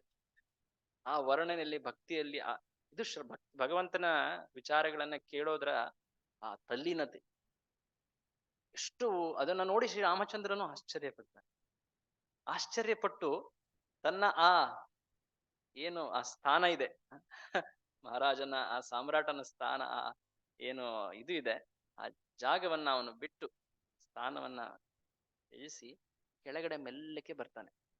ಬಂದ್ಬಿಟ್ಟು ಸಾಮಾನ್ಯ ಜನರ ಜೊತೆ ಅವನು ಕೂಡ ಕೂತ್ಕೊಳ್ತಾನೆ. ಯಾರಿಗೂ ಗೊತ್ತಿಲ್ಲ ಏನಾಗ್ತಾ ಇದೆ ಅಂತ. ರಾಮಚಂದ್ರನು ಕೂಡ ರಾಮಕಥೆಯನ್ನ ಕೇಳಲಿಕ್ಕೆ, ಆನಂದವನ್ನ ಸವಿಲಿಕ್ಕೆ ತಾನು ಕೂಡ ಕೂತ್ಕೊಂಡಿದ್ದಾನೆ. ಆ ಕಥೆಯಲ್ಲಿ ಪಕ್ಕದಲ್ಲಿರುವಂತ ಒಬ್ಬ ವ್ಯಕ್ತಿ ಎಷ್ಟು ತಲೀನನಾಗಿದ್ದಾನೆ ಅಂದ್ರೆ, ಪಕ್ಕದಲ್ಲಿರೋ ವ್ಯಕ್ತಿಗೆ ತೊಡೆ ಮೇಲೆ ಹಿಂಗೆ ಕೈ ಹೊಡಿತಾರಲ್ವಾ, ನೋಡು ರಾಮ ಹೇಗೆ ರಾವಣನನ್ನ ಇದ್ ಮಾಡ್ದ, ಆ ಅಸುರನ್ನ ಹೇಗ್ ಮಾಡ್ದ, ಹಾಗೆ ಹೊಡಿತಾ ರಾಮನ ಮೇಲೆ ತೊಡೆ ಮೇಲೆ ಅವನು ಕೈಯಿಂದ ಜೋರಾಗಿ ಹೊಡೆದ್ನಂತೆ. ವರ್ಣನೆ ಬರುತ್ತೆ, ತುಳಸಿದಾಸರಿಂದ ಹೇಳ್ತಾರೆ. ಸೊ ಶ್ರೀರಾಮನು ಕೂಡ ಆ ರಾಮ ಭಕ್ತನ ಭಕ್ತಿಯನ್ನ ಸವಿಯೋಕೆ ಬಯಸ್ತಾನೆ. ಇದನ್ನ ನಾವು ಅನೇಕ ಲೀಲೆಗಳಲ್ಲಿ ಕಾಣಬಹುದು. ಇನ್ನೊಂದು ಸುಂದರವಾದಂತಹ ಲೀಲೆ ಬಾಲಕೃಷ್ಣನ ಲೀಲೆ. ಆ ಸ್ವರೂಪ ಭಗವಂತನದು ಒಂದು ವಟಪತ್ರದ ಮೇಲೆ ಮಲಗಿರುವಂತಹ ಒಂದು ಸಣ್ಣ ಮಗುವಿನ ರೂಪ. ಆ ಮಗು ಕೇಳಿದಿರ? ವಟಪತ್ರಶಾಯಿ ಕೃಷ್ಣ, ಆಲದ ಮರದ ಎಲೆಯ ಮೇಲೆ ಮಲಗಿರುವಂತಹ ಕೃಷ್ಣ. ಆ ಕೃಷ್ಣ ಏನ್ ಮಾಡ್ತಾ ಇದ್ದಾನೆ ನೆನ್ಪಿದೆ ಯಾರಿಗಾದ್ರು? ಕಾಲಿನ ಬೆರಳನ್ನ ಬೆರಳ ಚಿಪ್ತಾ ಇರ್ತಾನೆ. ಅದಕ್ಕೆ ಅರ್ಥ ಆಚಾರ್ಯರು ಹೇಳ್ತಾರೆ, ಕಾಲಿನ ಪಾದದ ಸವಿಯನ್ನ ಅವನೇ ಸವಿತಾ ಇದ್ದಾನೆ. ಸಣ್ಣ ಮಕ್ಕಳು ಮಾಡ್ತಾರೆ ಆ ರೀತಿ. ಆದ್ರೆ ಶ್ರೀಕೃಷ್ಣ ಅವನೇನು ಸಣ್ಣ ಮಗುವಿನಂತೆ ಅಜ್ಞಾನಿಯಾ? ಅಲ್ಲ. ಅವನಿಗೆ ಗೊತ್ತು, ನನ್ನ ಭಕ್ತರು ನನಗಿಂತ ಹೆಚ್ಚು ಆನಂದವನ್ನು ಅನುಭವಿಸ್ತಾರೆ. ಅವ್ರು ಯಾವಾಗ್ಲೂ ನನ್ನ ಪಾದ ಸೇವೆಯನ್ನ ಮಾಡ್ತಾ ಇರ್ತಾರೆ. ಆ ಆನಂದ ಏನು ಅನ್ನೋದನ್ನ ನಾನು ತಿಳ್ಕೊಳ್ಬೇಕು. ಆತುರಿಕೆಯಿಂದ ಅವನು ಕೂಡ ಅದನ್ನ ಸವಿದ. ಶ್ರೀಕೃಷ್ಣ ಅವನು ಈ ಜಗತ್ನಲ್ಲಿ ಯಾವಾಗ ಪ್ರಕಟನಾಗಿದ್ನೋ ಅವನ ಭಕ್ತರು ಅವನ ಭಕ್ತಿಯಲ್ಲಿ ಅದ್ಭುತ ಆನಂದವನ್ನ ಸವಿದರು. ವಿಶೇಷವಾಗಿ ಕೆಲವು ಭಕ್ತರು ಆ ಭಕ್ತಿಯಲ್ಲಿ ಎಷ್ಟು ಪರವಶರಾಗಿದ್ದರು ಅಂದ್ರೆ ಶ್ರೀಕೃಷ್ಣನು ಆಶ್ಚರ್ಯಪಟ್ಟ, ಈ ರೀತಿಯಾದಂತಹ ಆನಂದ ಇವರಲ್ಲಿ. ನಾನು ಪರಮ ಆಶ್ರಯನಾಗಿದ್ರು ಕೂಡ ನನಗೆ ಈ ಆನಂದವಿಲ್ವಲ್ಲ. ಇದು ರಸದ ವಿಚಾರ, ಇದು ತತ್ವದ ವಿಚಾರ ಅಲ್ಲ. ಹಾಗಾಗಿ ಶ್ರೀಕೃಷ್ಣ ಆ ಭಕ್ತಿಯ ಆನಂದವನ್ನ ಸವಿಲಿಕ್ಕೆ ಬಯಸ್ದ. ಹಾಗಾಗಿ ಅವನು ಈ ರೂಪದಲ್ಲಿ ಬಂದು ಭಕ್ತನ ರೂಪದಲ್ಲಿ ಅವನು ಭಕ್ತಿಯನ್ನ ಸವಿತಾ ಇದ್ದ. ಭಕ್ತ ರೂಪಂ ಅಂತ ಹೇಳ್ತಾರೆ. ಪಂಚತತ್ವಾತ್ಮಕಂ ಕೃಷ್ಣಂ ಭಕ್ತ ರೂಪಂ, ಅದು ಶ್ರೀಕೃಷ್ಣ, ಅದು ಶ್ರೀ ಚೈತನ್ಯ ಮಹಾಪ್ರಭುಗಳ. ಸೊ ಈ ರೀತಿ ಮುಖ್ಯವಾಗಿ 2 ಕಾರಣ, ಆಕ್ಚುಲಿ ಸುಮಾರು ಕಾರಣಗಳಿವೆ. ಜಟಿಲವಾದಂತಹ ಅನಲೈಸಿಸ್ ಮಾಡೋದ್ರ ಬದಲು ಸರಳವಾಗಿ 2 ಕಾರಣಗಳನ್ನ ನಾವು ನೋಡಬಹುದು. ಸೊ ಈ ರೀತಿಯಾಗಿ ಚೈತನ್ಯ ಮಹಾಪ್ರಭುಗಳು, ನಾನು ಆಗ್ಲೇ ಹೇಳ್ದಾಗೆ, ಸುಮಾರು ಎಷ್ಟು ವರ್ಷಗಳ ಕಾಲ ಅವರ ಲೀಲೆಗಳನ್ನ ಈ ಜಗತ್ತಿನಲ್ಲಿ ತೋರಿಸ್ಕೊಟ್ರು? 48 ವರ್ಷ. 48. ಆ 48 ವರ್ಷಗಳ ವರ್ಣನೆ ಕೆಲವು ಅಧಿಕೃತ ಗ್ರಂಥಗಳಲ್ಲಿ ನಮ್ಗೆ ಸಿಗತ್ತೆ. ಚೈತನ್ಯ ಚರಿತಾಮೃತ ಅನ್ನೋ ಒಂದು ಗ್ರಂಥ ಸಂಸ್ಕೃತ ಮತ್ತೆ ಬಂಗಾಳಿ ಭಾಷೆಯಲ್ಲಿ ಬರೆದಿದೆ. ಆನಂತರ ಚೈತನ್ಯ ಭಾಗವತ ಅಂತ ಇನ್ನೊಂದು ಗ್ರಂಥ. ಇದನ್ನು ಬರೆದಿರೋರು ಕೂಡ ವೃಂದಾವನದಾಸ್ ಠಾಕೂರ್ ಅವರು. ವ್ಯಾಸರೇ ಇನ್ನೊಂದು ರೂಪದಲ್ಲಿ ಬಂದು ಈ ಚೈತನ್ಯನ ವರ್ಣನೆಯನ್ನ ಮಾಡ್ತಾರೆ. ಕೃಷ್ಣದಾಸ್ ಕವಿರಾಜ್ ಗೋಸ್ವಾಮಿ ಅವರು ಚೈತನ್ಯ ಚರಿತಾಮೃತವನ್ನು ಬರೀತಾರೆ. ಪ್ರಭುಪಾದರು ಇದನ್ನ ಇಂಗ್ಲಿಷ್ ಅಲ್ಲಿ, ಆನಂತರ ಇದೇ ರೀತಿಯಾಗಿ ಅನೇಕ ಭಾಷೆಗಳಲ್ಲಿ ಇದನ್ನ BBT ಪಬ್ಲಿಷ್ ಕೂಡ ಮಾಡಿದ್ದಾರೆ. ಚೈತನ್ಯ ಮಂಗಳ, ಈ ರೀತಿಯಾಗಿ ಅನೇಕ ಅಧಿಕೃತ ಚೈತನ್ಯ ಮಹಾಪ್ರಭುಗಳ ಜೀವನ ಚರಿತ್ರೆಯನ್ನ ವರ್ಣಿಸಿ. ಚೈತನ್ಯ ಮಹಾಪ್ರಭುಗಳ ಮುಖ್ಯ ಉಪದೇಶಗಳೇನಾಗಿತ್ತು, ಏನನ್ನ ಅವರು ಹೇಳ್ಬೇಕು ಬಯಸ್ತಿದ್ರು? ಚೈತನ್ಯ ಮಹಾಪ್ರಭುಗಳು ಹೇಳಲಿಕ್ಕೆ ಬಯಸಿದ್ದು 5 ವಿಷಯಗಳನ್ನು. ಸರಳವಾಗಿ ಹೇಳಬೇಕಂದ್ರೆ 5 ವಿಷಯಗಳನ್ನ ಅವ್ರು ಹೇಳಿದ್ರು. ಏನದು? ಒಂದು ಸುಂದರವಾದಂತಹ ಶ್ಲೋಕ ಇದೆ. ಚೈತನ್ಯ ಮಹಾಪ್ರಭುಗಳ ಉಪದೇಶದ ಸಾರ, ಅವರು ಹೇಳಿದಂತಹ ತತ್ವದ ಸಾರ. ನನ್ನಿಂದ ಹೇಳಿ. ಆರಾಧ್ಯ ಭಗವಾನ್ ಬ್ರಜೇಶ ತನಯ ತದ್ಧಾಮ ವೃಂದಾವನಂ ರಮ್ಯಾ ಕಾಚಿದುಪಾಸನಾ ವ್ರಜವಧೂ ವರ್ಗೇನ ಯಾ ಕಲ್ಪಿತಾ ಶ್ರೀಮದ್ಭಾಗವತಂ ಪ್ರಮಾಣಮಮಲಂ ಪ್ರೇಮ ಪುಮರ್ಥೋ ಮಹಾನ್ ಶ್ರೀ ಚೈತನ್ಯ ಮಹಾಪ್ರಭೋರ್ಮತಮಿದಂ ತತ್ರಾದರ ನಃ ಪರ. ವಿಶೇಷವಾದಂತಹ ಶ್ಲೋಕ ಇದು. ಚೈತನ್ಯ ಚರಿತಾಮೃತದ ಒಂದು, ಆಕ್ಚುಲಿ ಭಾಗವತದ ಒಂದು ಟೀಕೆಯಲ್ಲಿ ಬರ್ತದೆ. ಚೈತನ್ಯ ಮಹಾಪ್ರಭುಗಳು ಕಲಿಸ್ಕೊಟ್ಟಿದ್ದು, ಸರಳವಾಗಿ ಹೇಳಬೇಕಂದ್ರೆ ಚೈತನ್ಯ ಮಹಾಪ್ರಭುಗಳು ತಿಳಿಸ್ಕೊಟ್ಟಿದ್ದು 5 ಅಂಶಗಳನ್ನು. ಮೊದಲನೇದಾಗಿ, ಯಾರನ್ನ ನೀವು ಆರಾಧಿಸ್ಬೇಕು? ಶ್ರೀ ಚೈತನ್ಯ ಮಹಾಪ್ರಭುಗಳು ಹೇಳಿದ್ದು ಕೃಷ್ಣ. ಅದರಲ್ಲೂ ನಿರ್ದಿಷ್ಟವಾಗಿ ಹೇಳ್ತಾರೆ ಅವರು, ವ್ರಜೇಶನ ಮಗ ಕೃಷ್ಣ. ವ್ರಜೇಶ ಅಂದ್ರೆ ಯಾರು? ವ್ರಜ ಅಂದ್ರೆ ವೃಂದಾವನ. ವೃಂದಾವನದ ಈಶ ಅಥವಾ ರಾಜನಾದವನು ನಂದ. ನಂದನಂದನ ಕೃಷ್ಣ. ದ್ವಾರಕಾಧೀಶ ಕೃಷ್ಣ ಇದ್ದಾನೆ, ಮಥುರಾಪತಿ ಕೃಷ್ಣ ಇದ್ದಾನೆ, ಅಥವಾ ಪಾಂಡವ ಪಕ್ಷ ಕೃಷ್ಣ ಇದ್ದಾನೆ, ಹಸ್ತಿನಾಪುರದಲ್ಲಿದ್ದಂತಹ ಕೃಷ್ಣ. ಆದ್ರೆ ನಂದನಂದನ ಕೃಷ್ಣ, ವೃಂದಾವನದ ಕೃಷ್ಣ, ಇವನು ಉತ್ಕೃಷ್ಟ. ಯಾಕೆ, ಹೇಗೆ ಅನ್ನೋದನ್ನ ಮುಂದೆ ನಾವು ಚರ್ಚೆ ಮಾಡೋಣ. ಅದರಲ್ಲಿ ಪರಮಧಾಮ ಅಥವಾ ತೀರ್ಥಕ್ಷೇತ್ರ ಯಾವುದು? ವೃಂದಾವನ. ಯಾಕೆಂದ್ರೆ ಆ ಕೃಷ್ಣನ ಲೀಲಾ ಸ್ಥಳಿಗಳದು. ಅತ್ಯುನ್ನತ ಭಕ್ತರು ಯಾರು? ಚೈತನ್ಯ ಮಹಾಪ್ರಭುಗಳು ತಿಳಿಸ್ಕೊಟ್ಟಿದ್ದು ಯಾರ ಬಗ್ಗೆ ಹೇಳ್ತಾ ಇದ್ದಾರೆ? ಇದು ತುಂಬಾನೇ ಒಂದ್ ರೀತಿ ಭಾವುಕತೆ ಆಯ್ತಲ್ವಾ? ಪರಮ ವಿರಕ್ತರು, ಯೋಗಿಗಳು, ಅವರನ್ನ ಪರಮ ಶ್ರೇಷ್ಠರು ಅಂತ ಹೇಳೋದು ಓಕೆ, ಅರ್ಥ ಆಗುತ್ತೆ. ಆದ್ರೆ ಏನಿದು ಗೋಪಿಯರ ಬಗ್ಗೆ? ಯಾಕಂದ್ರೆ ಅವರ ಭಕ್ತಿ ಹಾಗಿತ್ತು, ಅದನ್ನ ನಾವು ಸರಿಯಾಗಿ ಅರ್ಥ ಮಾಡ್ಕೊಳ್ಬೇಕು. ಅದ್ರ ಬಗ್ಗೆ ಮುಂದೆ ಹೇಳ್ತಾರೆ. ಕೊನೆಯದಾಗಿ ಕೊನೆ 2 ಅಂಶಗಳು. ಯಾವುದು ಸರ್ವೋಚ್ಚವಾದಂತಹ ಶಾಸ್ತ್ರ? ಶ್ರೀಮದ್ ಭಾಗವತ ಪುರಾಣ. ಇದು ಚೈತನ್ಯ ಮಹಾಪ್ರಭುಗಳಿಗೆ. ಅದನ್ನ ಸಾಕಷ್ಟು ಅಂಶಗಳಿಂದ ಅವರು ಸಾಬೀತು ಕೂಡ ಮಾಡ್ತಾರೆ. ಕೊನೆಯದಾಗಿ ಅತಿ ಉನ್ನತವಾದಂತಹ ಅಭಿಲಾಷೆ ಅಥವಾ ಗುರಿ ಏನಾಗಿರಬೇಕು ಒಬ್ಬ ವ್ಯಕ್ತಿಗೆ? ಅದು ಭಗವತ್ ಪ್ರೇಮ, ಭಗವಂತನ ಕುರಿತಾದಂತಹ ಶುದ್ಧ ಪ್ರೀತಿ ಅಥವಾ ಪ್ರೇಮ. ಧರ್ಮ, ಅರ್ಥ, ಕಾಮ, ಮೋಕ್ಷ ಅವುಗಳೆಲ್ಲವೂ ಕೂಡ ವ್ಯಕ್ತಿಗೆ ಸಂತುಷ್ಟಿಯನ್ನ ನೀಡೋದಿಲ್ಲ. ಈ ಜಗತ್ನಲ್ಲಿ ಎಷ್ಟು ಜನ ಎಷ್ಟೆಲ್ಲ ಸಂಪಾದಿಸ್ತಾರೆ, ಈ ಜಗತ್ನಲ್ಲಿ ತಾವು ಹೇಳಿದ್ದೆಲ್ಲ ಪಡೆದ್ರೂ ಕೂಡ ಸಂತುಷ್ಟಿಯನ್ನ ಪಡೆಯೋದಿಲ್ಲ ಜನ. ಕೊನೆಗೆ ಮೋಕ್ಷವೂ ಕೂಡ ಸಂತುಷ್ಟಿ ಅಲ್ಲ. ಏನು ಸಂತುಷ್ಟಿ? ಭಗವಂತನ ಸೇವೆಯೇ ಸಂತುಷ್ಟಿ. ಅದಕ್ಕೆ ಹೇಳೋದು ಸಾಮಾನ್ಯವಲ್ಲ ಶ್ರೀ ಹರಿಯ ಸೇವೆ. ಹೇಳಿದಿರ ದಾಸರ ಪದ ಇದೆ, ಪಾಮರ ಜನರಿಗೆ ಸಾಮಾನ್ಯವಲ್ಲ, ಸಾಮಾನ್ಯ ಅಲ್ಲ. ಸೊ ಈ ರೀತಿಯಾದಂತಹ ಅಂಶಗಳನ್ನ ಚೈತನ್ಯ ಮಹಾಪ್ರಭುಗಳು ತಿಳಿಸ್ಕೊಟ್ರು. ಈಗ ಮುಂದೆ ಬರುವಂತಹ ಕೆಲವು ವರ್ಣನೆಯಲ್ಲಿ ನಾವು ಚೈತನ್ಯ ಮಹಾಪ್ರಭುಗಳ ಜೀವನದ ಕೆಲವು ಘಟನೆಗಳನ್ನ ನೋಡ್ತಾ ನಾವೇನೇನ ಕಲ್ತ್ವಿ ಇಲ್ಲಿವರೆಗೆ, ಇವರ ಜೀವನ ಹೇಗಿತ್ತು ಮೇಲ್ನೋಟದಲ್ಲಿ, ಎಷ್ಟು ವರ್ಷ ಜೀವಿಸಿದ್ರು, ಏನೇನ್ ಮಾಡಿದ್ರು, ಎಲ್ಲೆಲ್ಲಿ ಹೋದ್ರು, ಏನೇನ್ ಮಾಡಿದ್ರು ಅಂತ.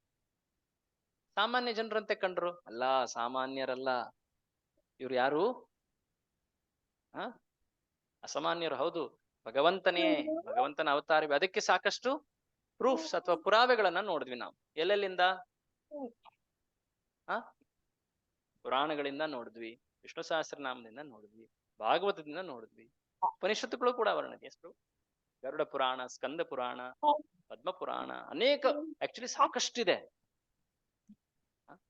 ಈ ರೀತಿಯಾಗಿ ನಾವು ಒಂದು ರೀತಿ ಸಿಸ್ಟಮ್ಯಾಟಿಕ್ ಆಗಿ ನೋಡ್ತಾ ಇದ್ದೀವಿ ಚೈತನ್ಯ ಮಹಾಪ್ರಭುಗಳ. ಓಕೆ, ಒಬ್ಬ ದಿವ್ಯ ಪುರುಷ, ಭಗವಂತನ ಅವತಾರವೇ, ಅವ್ರ ಕಾರ್ಯ, ಅವ್ರು ಕಲ್ಸ್ಕೊಟ್ಟಿದ್ದು ಈ 5 ಅಂಶಗಳು.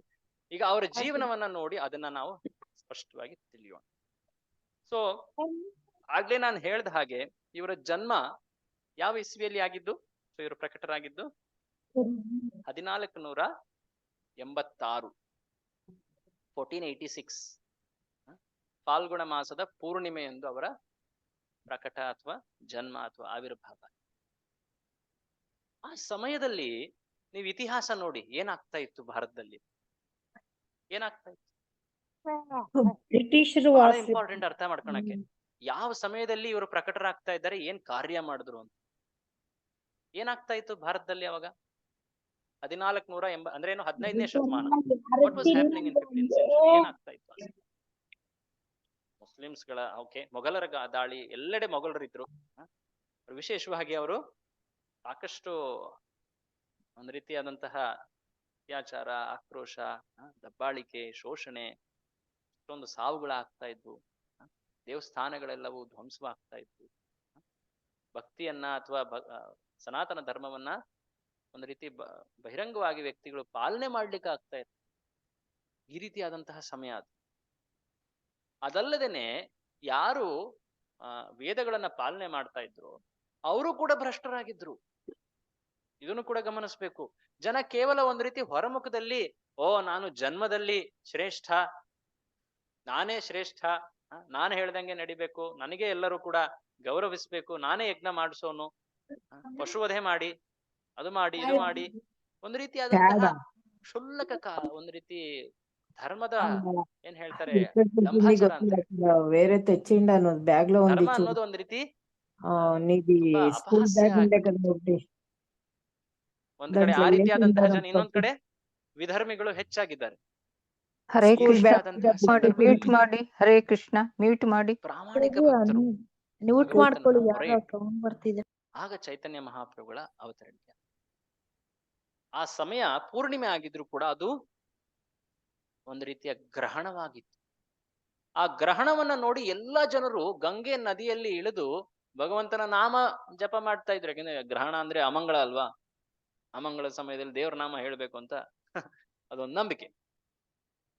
ಎಲ್ಲಾ ಪೂರ್ತಿ ಆ ಪ್ರದೇಶ ದೇವರ ನಾಮಗಳಿಂದ ಪಠಣೆಯಿಂದ ಹೊರಹೊಮ್ತಾ ಇತ್ತು. ಆ ಸಮಯದಲ್ಲಿ ಇವರು ಪ್ರಕಟರಾದರು. ಆ ಸಂದರ್ಭದಿಂದಲೇ ಅವರು ಒಂದು ಮಾತನ್ನ ನಮಗೆ ಕಲಿಸ್ಕೊಡ್ತಾ ಇದ್ದಾರೆ. ಏನು? ಎಷ್ಟೇ ಜಗತ್ನಲ್ಲಿ ಅಮಂಗಳ ಅಥವಾ ಕಷ್ಟಗಳಿದ್ರೂ ಕೂಡ ಏನು ಇಂಪಾರ್ಟೆಂಟು? ಭಗವಂತನ ನಾಮ ಅಥವಾ ಭಕ್ತಿಯನ್ನ ಪಾಲಿಸಿದರೆ ಎಲ್ಲವೂ ಮಂಗಳವಾಗ್ತದೆ, ಎಲ್ಲವೂ ಕೂಡ ಶುಭವಾಗ್ತದೆ. ಅವರು ಪ್ರಕಟವಾಗಿದ್ದು ಜಗನ್ನಾಥ ಮಿಶ್ರ ಮತ್ತೆ ಶಚಿ ದೇವಿ ಅನ್ನೋ ತಂದೆ ತಾಯಿಗೆ. ತುಂಬಾ ಸಾಮಾನ್ಯವಾದಂತಹ ಒಂದು ಕುಟುಂಬ, ಹೇಳ್ಬೇಕಂದ್ರೆ ಬಡ ಕುಟುಂಬವೇ. ಆದ್ರೆ ಆಧ್ಯಾತ್ಮಿಕವಾಗಿ ತುಂಬಾನೇ ಭಕ್ತರಿದ್ರು, ಅವರು ಕೃಷ್ಣ ಭಕ್ತರಾಗಿದ್ರು. ಈ ರೀತಿಯಾಗಿ ನಡೀತಾ ಅವರ ಬಾಲ್ಯ ಲೀಲೆಗಳನ್ನ ಸಣ್ಣ ಸಣ್ಣ ಮಗುವಾಗಿದ್ದಾಗ ಎಷ್ಟು ಆಶ್ಚರ್ಯಪಟ್ಟರು. ಪ್ರತಿ ಆ ಮಗುವನ್ನ ನೋಡಿ ಆ ಸುಂದರವಾದಂತಹ ರೂಪ, ಆ ಕಾಂತಿ ಎಷ್ಟು ಆಕರ್ಷಕವಾಗಿತ್ತು. ಶ್ರೀಕೃಷ್ಣ ಹೇಗೆ ಬಾಲ್ಯ ಲೀಲೆಗಳಲ್ಲಿ ಎಲ್ಲರನ್ನ ಆಕರ್ಷಿಸ್ತಾ ಇದ್ದ, ಅದೇ ರೀತಿಯಾದಂತಹ ಅನುಭವ. ಗೊತ್ತಾಗ್ತಾ ಇಲ್ಲ ಏನಿದು, ಯಾಕೆ ಹೀಗೆ ಆಗ್ತಾ ಇದೆ ಅಂತ, ಬಟ್ ಎಲ್ಲರೂ ಕೂಡ ಅದೇ ರೀತಿಯಾಗಿ ಆಕರ್ಷಿತರಾಗ್ತಾ ಇದ್ದಾರೆ. ಒಮ್ಮೆ ಆ ತಾಯಿ ಶಚಿದೇವಿ ತನ್ನ ಮಗನನ್ನ ಅಂಗಳದಲ್ಲಿ ಆಟಾಡಿಸ್ತಾ ಇರ್ಬೇಕಾದ್ರೆ ಒಳಗಡೆ ಏನೋ ಕಾರ್ಯಕ್ಕೆ ಅಂತ ಒಳಗೆ ಹೋದಾಗ ಮಗು ಆಟಾಡ್ತಾ ಸ್ವಲ್ಪ ಮುಂದೆ ಹೋದಾಗ ಅಲ್ಲೊಂದು ದೊಡ್ಡ ಒಂದು ಸರ್ಪದ ಮಧ್ಯದಲ್ಲಿ ಸಿಕ್ಕಾಕೊಂಡ್ಬಿಡ್ತು. ಮಗು ಹೆದರ್ತಾ ಇಲ್ಲ, ಆದ್ರೆ ನೋಡಿ ಜನ ಓಡೋಡಿ ಬಂದು ತಾಯಿ ಕರೆದ್ರು, ಏನಾಗ್ತಾ ಇದೆ ನೋಡಿದೆ ನಿನ್ನ ಮಗಗೆ, ಹಾವಿನ ಮಧ್ಯದಲ್ಲಿ ಸಿಕ್ಕಾಕೊಂಡಿದ್ದಾನೆ, ಗೊತ್ತಿಲ್ಲ ಅವ್ನು, ನೀನ್ ಹೇಗೆ ಅವನ್ನ ಹಾಕ್ಬಿಟ್ಟು ಹೋದೆ, ಉಡಿತಾನೋ ಇಲ್ಲೋ ಗೊತ್ತಿಲ್ಲ ಈಗ, ಆ ರೀತಿ ಅಂತ ಮಾತನಾಡ್ತಾ ಇರ್ಬೇಕಾದ್ರೆ ಅವಳು ಹೆದರಿ ಓಡಿ ಬರ್ತಾಳೆ. ಆದ್ರೆ ಈ ಸಣ್ಣ ಮಗು, ಇವನಿಗೆ ಮಗು ಹುಟ್ಟಿದಾಗ ಜನ್ಮ ಕೊಟ್ಟು ಹೆಸರುಗಿಟ್ಟಿದ್ದು ನಿಮಾಯ್ ಅಂತ. ಯಾಕೆಂದ್ರೆ ಆ ಒಂದು ಬೇವಿನ ಮರದ ಕೆಳಗಡೆ ಇವನ ಜನ್ಮವಾಗಿ, ಬೇವಿಗೆ ನೀಮ್ ಅಂತ ಹೇಳ್ತಾರಲ್ವಾ, ನಿಮಾಯ್. ಬೇವಿದ್ರೆ ಎಲ್ಲಾ ಕ್ಷುದ್ರ ವಸ್ತುಗಳು ಅಥವಾ ಜೀವಿಗಳು ದೂರ ಹೋಗ್ತವೆ ಅಂತ ಅವನ ಹೆಸರೇ ಹಾಗೆ. ಯಾಕೆಂದ್ರೆ ಈ ವ್ಯಕ್ತಿ ಜನ್ಮ ಆಗೋ ಮುಂಚೆ ಈ ತಾಯಿ ಸಾಕಷ್ಟು ಮಕ್ಕಳನ್ನ ಜನ್ಮಕ್ಕೋಸ್ಕರ ಹಾತೊರೆದಿದ್ಲು. ಆದ್ರೆ ಒಂದು ರೀತಿಯ ಪ್ರಕೃತಿ ಕಾರಣಗಳಿಂದ ಯಾವ ಮಗು ಕೂಡ ಉಳಿದಿರ್ಲಿಲ್ಲ. ಅಟ್ಲೀಸ್ಟ್ ಈ ಮಗು ಆದ್ರೂ ಉಳಿಲಿ ಅಂತ ಆ ರೀತಿಯಾಗಿ ಹೆಸರಿಟ್ಟಿತ್ತು. ಏನ್ ಹೆಸರು? ನಿಮಾಯ್. ಅದಲ್ದೇನೆ ಅರ್ಚಕರು ಬಂದು ಈ ಮಗುಗೆ ಜನ್ಮನಾಮವನ್ನು ಕೊಟ್ಟರು ವಿಶ್ವಂಭರ. ಇವನ ಕುಂಡಲಿ ಅಥವಾ ಇವನ ಇದು ಏನಿದೆ, ಇದು ಅದ್ವಿತೀಯವಾಗಿದೆ. ನೋಡ್ತಾ ಹೋದ್ರೆ ನನಗೆ ಭ್ರಮಣೆ ಆಗ್ತಾ ಇದೆ. ಆ ರೀತಿಯಾದಂತಹ ಈ ಜನ್ಮ ಕುಂಡಲಿ, ಇವನಿಗೆ ವಿಶ್ವಂಭರ ಅಂತ ಹೆಸರು. ಅದ್ರ ಸಾಕಷ್ಟು ವರ್ಣನೆ ಇದೆ, ನಾನು ಸಂಕ್ಷೇಪವಾಗಿ ಹೇಳ್ತಾ ಇದ್ದೆ. ಆದ್ರೆ ಈ ಸಮಯದಲ್ಲಿ ಆ ಸರ್ಪದ ಮಧ್ಯದಲ್ಲಿ ಸಿಕ್ಕಾಕೊಂಡಿರುವಂತ ಈ ಮಗು ನಿಮಾಯನ್ನ ಕಂಡ್ಬಿಟ್ಟು ತಾಯಿ ಒಂದು ಮೂರ್ಛಿತಳಾಗ್ತಾಳೆ. ಆದ್ರೆ ಆ ಮಗು ಆ ಸರ್ಪದ ಜೊತೆ ಆಟ ಆಡ್ತಾ ಇದೆ. ಹಿಂದಿನ ಜನ್ಮದಲ್ಲಿ, ಹಿಂದಿನ ಪ್ರಕಟ ಇದರಲ್ಲಿ ಕಾಳಿಯ ಮರ್ದನ ಮಾಡದಂತವನು ಅವನೇ.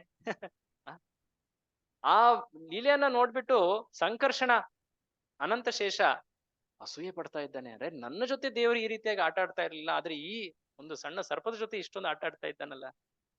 ಸೊ ಈ ರೀತಿಯಾಗಿ ಅನೇಕ ಆಕರ್ಷಕ ಲೀಲೆಗಳು. ಒಮ್ಮೆ ಹೇಗೆ ಶ್ರೀಕೃಷ್ಣ ಆ ಮಣ್ಣನ್ನು ತಿಂದು ಮುಖದಲ್ಲಿ ವಿಶ್ವರೂಪವನ್ನ ತೋರಿಸಿ ತಾಯಿಗೆ ಒಂದು ರೀತಿಯಾದಂತಹ ಆಶ್ಚರ್ಯವನ್ನ, ಅನಂತರ ಮತ್ತೆ ಅದನ್ನ ಮರೆ ಮಾಡಿಬಿಟ್ಟ.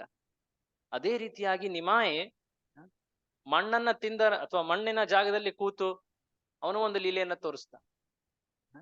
ವಿಶ್ವರೂಪ ದರ್ಶನ ಅಥವಾ ಈ ನಿರ್ವಿಶೇಷವಾದ ಹೇಗೆ ಗೌಣ ಅನ್ನೋದನ್ನು ತೋರಿಸ್ತ. ಅದಾದ ಮೇಲೆ ಈ ರೀತಿಯಾಗಿ ಬೆಳೀತಾ ಎಷ್ಟು ಆಕರ್ಷಕವಾಗಿದ್ದ ಅಂದ್ರೆ ಪೂರ್ತಿ ಹಳ್ಳಿ ಜನ ಎಲ್ಲರೂ ಕೂಡ ಆ ಮಗುವಿನ ಸುತ್ತ ನಿಂತ್ಕೊಳ್ತಾ ಇದ್ರು.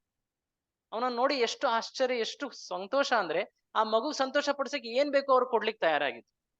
ಆ ಮಗು ಆಳ್ತಾ ಇದ್ರೆ ಏನ್ ಬೇಕು ಮಗು, ನಿನಗೆ ಇದು ಬೇಕಾ ಅದು ಬೇಕಾ ಅಂತ ಪೂರ್ತಿ ಹಳ್ಳಿನೇ ಅಲ್ಲಿ ಸುತ್ತ ನೆರೆತಾ ಇತ್ತು. ಅವನು ಅಳ್ತಾ ಇದ್ದ. ಅಳು ನಿಲ್ಸ್ಲಿಕ್ಕೆ ಒಂದೇ ಉಪಾಯ ಆಗಿತ್ತು. ಏನದು? ಭಗವಂತನ ನಾಮ ಕೀರ್ತನೆ. ಯಾವಾಗ ಎಲ್ಲ ಜನ ಹರಿಕೀರ್ತನೆಯನ್ನ ಮಾಡ್ತಾ ಇದ್ರು, ಆಗ ಆ ಮಗು ನಗ್ತಾ ಇತ್ತು ಸಂತೋಷದಲ್ಲಿ. ಈ ವ್ಯಕ್ತಿಯನ್ನ ಸಂತೋಷ ಪಡಿಸ್ಬೇಕಂದ್ರೆ ಏನ್ ಮಾರ್ಗ? ಹರಿಕೀರ್ತನೆ, ಸಂಕೀರ್ತನೆ. ಜನ್ಮದಿಂದನೇ ಭಗವಂತ ಲೀಲೆಗಳನ್ನ ತೋರಿಸ್ತಾ ಇದ್ದ ಚೈತನ್ಯ ಮಹಾಪ್ರಭು. ಸೊ ಈ ರೀತಿಯಾಗಿ ಅನೇಕ ಲೀಲೆಗಳಿವೆ. ಸೊ ಹೀಗೆ ಬಾಲ್ಯವನ್ನ ಅವನು ಅನೇಕ ಲೀಲೆಗಳಿಂದ ತೋರಿಸ್ತ. ಇದಾದ ಮೇಲೆ ಅವನು ಬೆಳೀತಾ ಅವನು ಎಷ್ಟು ಚುರುಕಾಗಿ ಲೀಲೆಗಳನ್ನ ಮಾಡ್ತಾನೆ. ಅದೇ ರೀತಿಯಾದಂತಹ ಆ ತುಂಟ ಕಾರ್ಯಗಳು ಶ್ರೀಕೃಷ್ಣನಂತೆ. ಆ ಗಂಗಾ ನದಿಯಲ್ಲಿ, ಜಾಗನೇ ಅದು ಗಂಗಾ ನದಿ ಕ್ಷೇತ್ರ. ಆ ಗಂಗಾ ನದಿಯಲ್ಲಿ ಅನೇಕ ರೀತಿಯಾದಂತಹ ತುಂಟ ಲೀಲೆಗಳನ್ನ ಮಾಡ್ತಾ ಇದ್ದ. ಅಲ್ಲಿದ್ದಂತಹ ಜನರ ವಸ್ತುಗಳನ್ನ ಅವನು ಕದಿಯೋದು, ಏನೋ ಹೆಣ್ಣು ಮಕ್ಕಳಿಗೆ ಒಂದು ರೀತಿಯಾದಂತಹ ತಲೆ ಹರಟೆ ಇದು ಮಾಡೋದು. ಆ ರೀತಿಯಾಗಿ ಎಲ್ಲರ ಮನಸ್ಸನ್ನ ಅವನು ಒಂದು ರೀತಿಯಾಗಿ ಆಕರ್ಷಣೆ ಮಾಡ್ತಾ ಇದ್ದ. ಯಾರು ಕೂಡ ಅವನಿಂದ ತೊಂದರೆಗೀಡಾಗ್ಲಿಲ್ಲ, ಆದ್ರೆ ಎಲ್ಲರ ಮನಸ್ಸು ಅವನೆಡೆನೇ ಹರಿತಾ ಇತ್ತು. ಹೀಗಿದ್ದಾಗ ಅವನು ಬೆಳೀತಾ ಅಲ್ಲಿದ್ದಂತಹ ಒಂದು ಸಣ್ಣ ಗುರುಕುಲಕ್ಕೆ ಹೋಗಿ ಪ್ರಾರಂಭ. ಆ ಗುರುಕುಲದಲ್ಲಿ ಎಷ್ಟು ಬೇಗನೆ ಅವನು ಕಲಿತಾನೆ ಎಲ್ಲದನ್ನು ಅಂದ್ರೆ, ಕೇವಲ 9 ವರ್ಷದಲ್ಲೇ ಅವನು ಎಲ್ಲ ಓದೋದ್ ಮುಗಿಸೋದಷ್ಟೇ ಅಲ್ಲ, ಅವನೇ ಒಬ್ಬ ಆಚಾರ್ಯನಾಗ್ಬಿಡ್ತಾನೆ. 9ನೇ ವರ್ಷದಲ್ಲಿ ಅವನು ಆಚಾರ್ಯನಾಗ್ತಾನೆ. ಯಾವ ವಿಷಯದಲ್ಲಿ?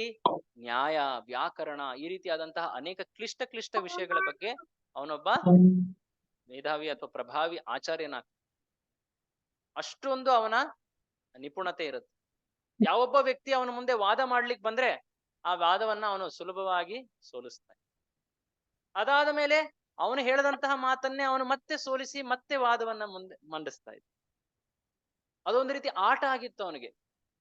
ಏನಾದ್ರೂ ಆರ್ಗ್ಯೂ ಮಾಡಕ್ ಬಂದ್ರೆ ಅವರನ್ನ ಸೋಲ್ಸೋದು, ಅದಾದ್ಮೇಲೆ ಅವ್ರು ಹೇಳಿದ್ದನ್ನ ಮತ್ತೆ ಸ್ಥಾಪಿಸೋದು, ಆಮೇಲೆ ಮತ್ತೆ ಅದನ್ನ ಸೋಲಿಸೋದು, ಮತ್ತೆ ಸ್ಥಾಪಿಸೋದು.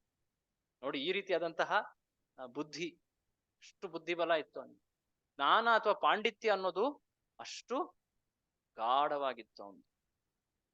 ಆ ಪೂರ್ತಿ ನವದ್ವೀಪ, ನೀವು ಇತಿಹಾಸವನ್ನ ನೋಡಿದ್ರೆ ಆ ನವದ್ವೀಪ ಕ್ಷೇತ್ರ ಏನಿದೆ, ವೈದಿಕ ಜ್ಞಾನಕ್ಕೋಸ್ಕರ ತುಂಬಾನೇ ಪ್ರಸಿದ್ಧಿಯಾಗಿತ್ತು ಆ ಸಮಯದಲ್ಲಿ. ಅನೇಕ ಕಡೆಗಳಿಂದ ಜನ ಅಲ್ಲಿ ಬಂದು ಕಲೀಲಿಕ್ಕೆ ಬರ್ತಾ ಇದ್ರು. ವಿಶೇಷವಾಗಿ ಈ ನಿಮಾಯ ಅಥವಾ ವಿಶ್ವಂಭರನ ಈ ಗುರುಕುಲ ಏನಿತ್ತು, ತುಂಬಾನೇ ಪ್ರಸಿದ್ಧಿ ಪಡೆದ್ಬಿಟ್ಟು. ದೂರದ ಬಾಂಗ್ಲಾದೇಶಿಂದ ಆಗಿರ್ಬೋದು, ಕಾಶ್ಮೀರದಿಂದನೂ ಕೂಡ ಜನ ಅವನ ಬಳಿ ಕಲೀಲಿಕ್ಕೆ ಅಂತ ಬರ್ತಾ ಇದ್ರು. ಅಷ್ಟು ದೂರದಿಂದ ಸಾವಿರಾರು ವಿದ್ಯಾರ್ಥಿಗಳನ್ನ, ಕೇವಲ 10 ವರ್ಷದ ಹುಡುಗ ಅವನು. ಯೋಚನೆ ಮಾಡಿ, ಅದ್ವಿತೀಯವಾದಂತಹ ಪಾಂಡಿತ್ಯವನ್ನು ತೋರಿಸ್ತಾ ಇದ್ದ. ಆದ್ರೆ ಒಂದು ಸಮಯದಲ್ಲಿ ಇದೊಂದು ಲೀಲೆ ಆಗತ್ತೆ. ಈ ಲೀಲೆ ಸ್ವಲ್ಪ ವಿಸ್ತಾರವಾಗಿ ನೋಡೋಣ. ಕಾಶ್ಮೀರದಿಂದ ಒಬ್ಬ ಪಂಡಿತ ಬರ್ತಾನೆ. ಇವನ ಹೆಸರು ಕೇಶವ ಕಾಶ್ಮೀರಿ. ಕಾಶ್ಮೀರದವನಾಗಿರೋದ್ರಿಂದ ಅವನ ಹೆಸರು ಕೇಶವ ಕಾಶ್ಮೀರಿ ಅಂತ ಹೇಳಿ. ಈ ವ್ಯಕ್ತಿ ಎಷ್ಟು ಪಂಡಿತನು ಅಂದ್ರೆ, ಜನರು ಹೇಳ್ತಾ ಇದ್ರು, ಇವನು ಯಾವಾಗ ವಾದ ಮಾಡ್ಲಿಕ್ಕೆ ಪ್ರಾರಂಭ ಮಾಡ್ತಾನೆ, ಸರಸ್ವತಿ ದೇವಿಯ ಅವನ ನಾಲ್ಗೆ ಮೇಲೆ ಕೂತ್ಕೊಂಡು ಅವನ ಮುಖದಿಂದ ಆ ವಾದಗಳನ್ನ ಮಂಡಿಸ್ತಾ ಇದ್ಲು. ಮುಂದಿರುವಂತ ವ್ಯಕ್ತಿ ಅವನ ಸೋಲು ಖಚಿತವಾಗಿ.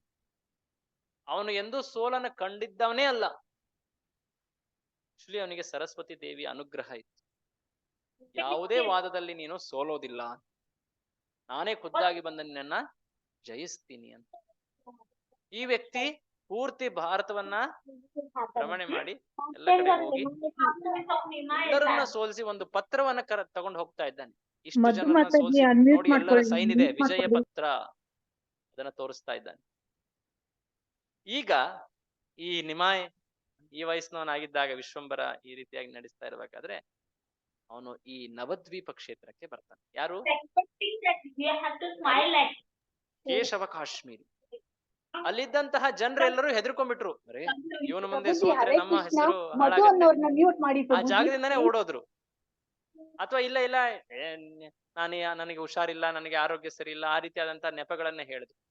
ಕೆಲವರು ಹೇಳಿದ್ರು, ಅಲ್ಲೇ ಈ ಸಣ್ಣ ಹುಡುಗ ಇದಾನಲ್ಲ, ಇವನನ್ನ ಮುಂದಿಡಿ, ಸೋತ್ರೆ ಸಣ್ಣ ಹುಡುಗನ್ ಸೋಲಿಸ್ದ ಅಂತ ಹೇಳ್ದಂಗ. ಅರೆ, ಸಣ್ಣ ಹುಡುಗ ನಿಮ್ಮನ್ನ ಸೋಲಿಸ್ತಾನೆ ಅಂದ್ರೆ ನಮ್ ಕತೆ. ಆ ರೀತಿಯಾಗಿ ಜನ ಯೋಚನೆ ಮಾಡ್ತಾ ಇದ್ರು. ಹರೇ ಕೃಷ್ಣ ಪ್ರಭುಜಿ, ಮಧು ಅನ್ನೋರ್ನ ಮ್ಯೂಟ್ ಮಾಡ್ಸಿ ಪ್ರಭುಜಿ. ನಿಮಾಯಿ ಪಂಡಿತ ನನ್ನೇ ಮುಂದಿಡಿ. ಈ ಮಾತು ಕೇಶವ ಕಾಶ್ಮೀರಿ ಕಿವಿಗ್ ಬಿತ್ತು. ಏನಂತ? ಆ ವಿಶ್ವಂಬರ ಸಣ್ಣ ಹುಡುಗ ತುಂಬಾ ದೊಡ್ಡ ಪಂಡಿತನಾಗಿದ್ದಾನೆ, ಬಹಳಷ್ಟು ಪ್ರಸಿದ್ಧನಾಗಿದ್ದಾನೆ. ಆಯ್ತು, ಅವನನ್ನ ಹುಡುಕ್ತಾ ಬರ್ತಾ ಇದ್ದಾನೆ. ಯಾರು? ಕೇಶವ ಕಾಶ್ಮೀರಿ. ಯಾರು ಹುಡುಕ್ತಾ ಇದ್ದಾನೆ? ವಿಶ್ವಂಬರ ನಿಮಾಯಿ ಪಂಡಿತ ಹುಡುಕ್ತಾ ಬರ್ತಾ ಇದ್ದಾನೆ. ಗಂಗಾ ನದಿ ತೀರದಲ್ಲಿ ಈ ವಿಶ್ವಂಬರನ ಗುರುಕುಲ ಪಾಠಶಾಲೆ. ಆ ಸಮಯ ಸಂಜೆ ಹೊತ್ತು. ಒಂದು ರೀತಿ ಸೂರ್ಯನಂತೆ ಅವನು ಕಂಗೊಳಿಸ್ತಾ ಇದ್ದಾನೆ. ಜ್ಞಾನಿ ವ್ಯಕ್ತಿಗಳಿಗೆ, ಕೃಷ್ಣ ಮಧು ಮಾತಾಜಿ ಮ್ಯೂಟ್ ಮಾಡ್ಕೊಳ್ಳಿ, ಇಲ್ಲಿ ಡಿಸ್ಟರ್ಬ್ ಆಗ್ತಾ ಇದೆ. ಎಸ್ಪೆಷಲಿ ಆಧ್ಯಾತ್ಮಿಕ ಪಾಲನೆ ಮಾಡೋರಿಗೆ. ಆ ರೀತಿಯಾಗಿ ಅವನು ಎಲ್ಲರಿಗೆ ಬೋಧನೆಯನ್ನ ಮಾಡ್ತಾ ಇದ್ದಾನೆ, ಕಲಿಸ್ತಾ ಇದ್ದಾನೆ ವೈದಿಕ ಜ್ಞಾನವನ್ನು.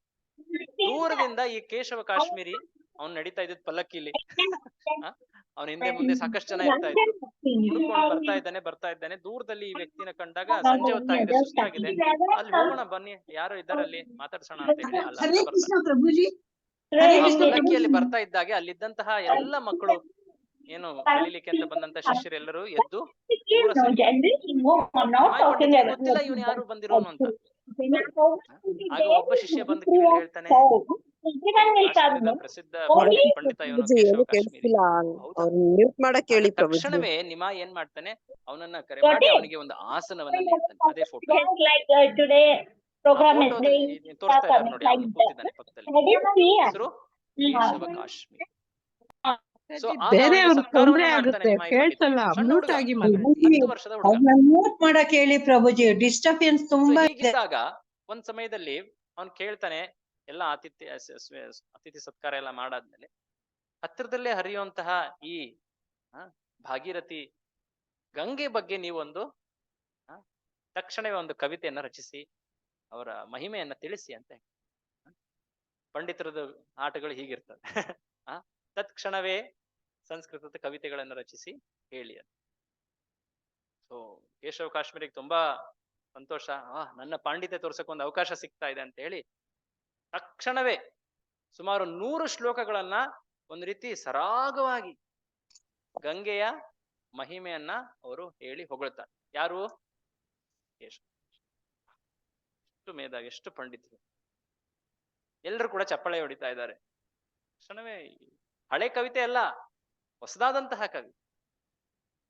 ಚೈತನ್ಯ ಮಹಾಪ್ರಭು ನಿಮಾಯಿ ಪಂಡಿತರಿಗೆ ಗೊತ್ತಿತ್ತು ಈ ವ್ಯಕ್ತಿ ಅಹಂಕಾರಿಯಾಗಿದೆ, ಇವನ ಅಹಂಕಾರವನ್ನ ದಮನ ಮಾಡಬೇಕು. ಹೇಗೆ ಮಾಡುದು? ಅಷ್ಟೊಂದು ಜನರ ಸುತ್ತಮುತ್ತ ಇದ್ದಾರೆ, ಅಹಂಕಾರನ ಹಾಗೆ ದರ್ಪವನ್ನ ಇದು ಮಾಡಿದ್ರೆ ಅವನಿಗೆ ಎಷ್ಟು ಅವಮಾನ ಆಗ್ಲಿಕ್ಕಿಲ್ಲ.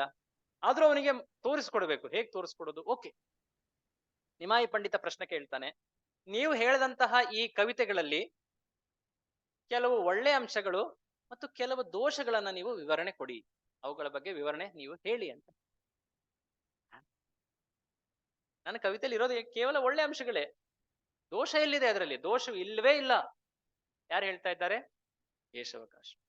ಅಹಂಕಾರಿ, ಎಷ್ಟೊಂದು ಜನನ ಸೋಲಿಸಿ ವಿಜಯ ಪತ್ರನ ತೋರಿಸ್ತಾ ಇದ್ದಾನೆ. ನೋಡಿ, ಈ ಅಹಂಕಾರ ಇದ್ದಾಗ ಭಗವಂತನ ಭಕ್ತಿ ಮಾರ್ಗವನ್ನ ನಾವು ಸ್ವೀಕರಿಸ್ಲಿಕ್ಕೆ ಆಗತ್ತೆ. ಶಾಸ್ತ್ರದಲ್ಲಿ ಅನೇಕ ಬಾರಿ ಶ್ರೀಕೃಷ್ಣ ಕೂಡ ಇದನ್ನ ತೋರಿಸ್ತಾನೆ. ಅದಲ್ಲದೆ ಅನೇಕ ಲೀಲೆಗಳಲ್ಲೂ ಕೂಡ ನಾವು ಇದನ್ನೇ ಕಾಣ್ತೀವಿ. ಅಹಂ ಮಮ ಈ ಭಾವ ಇದ್ದಷ್ಟು ನಾವು ಭಗವಂತನ ಆಶ್ರಯವನ್ನ ಸರಿಯಾಗಿ ಸ್ವೀಕರಿಸ್ಲಿಕ್ಕಾಗುತ್ತೆ. ಸೊ ಚೈತನ್ಯ ಮಹಾಪ್ರಭು ನಿಮಾಯಿ ಪಂಡಿತರು ತೋರಿಸ್ಕೊಡ್ತಾರೆ ಏನಂತ, ಹೀಗೆ ನಿಮಾಯಿ ಪಂಡಿತ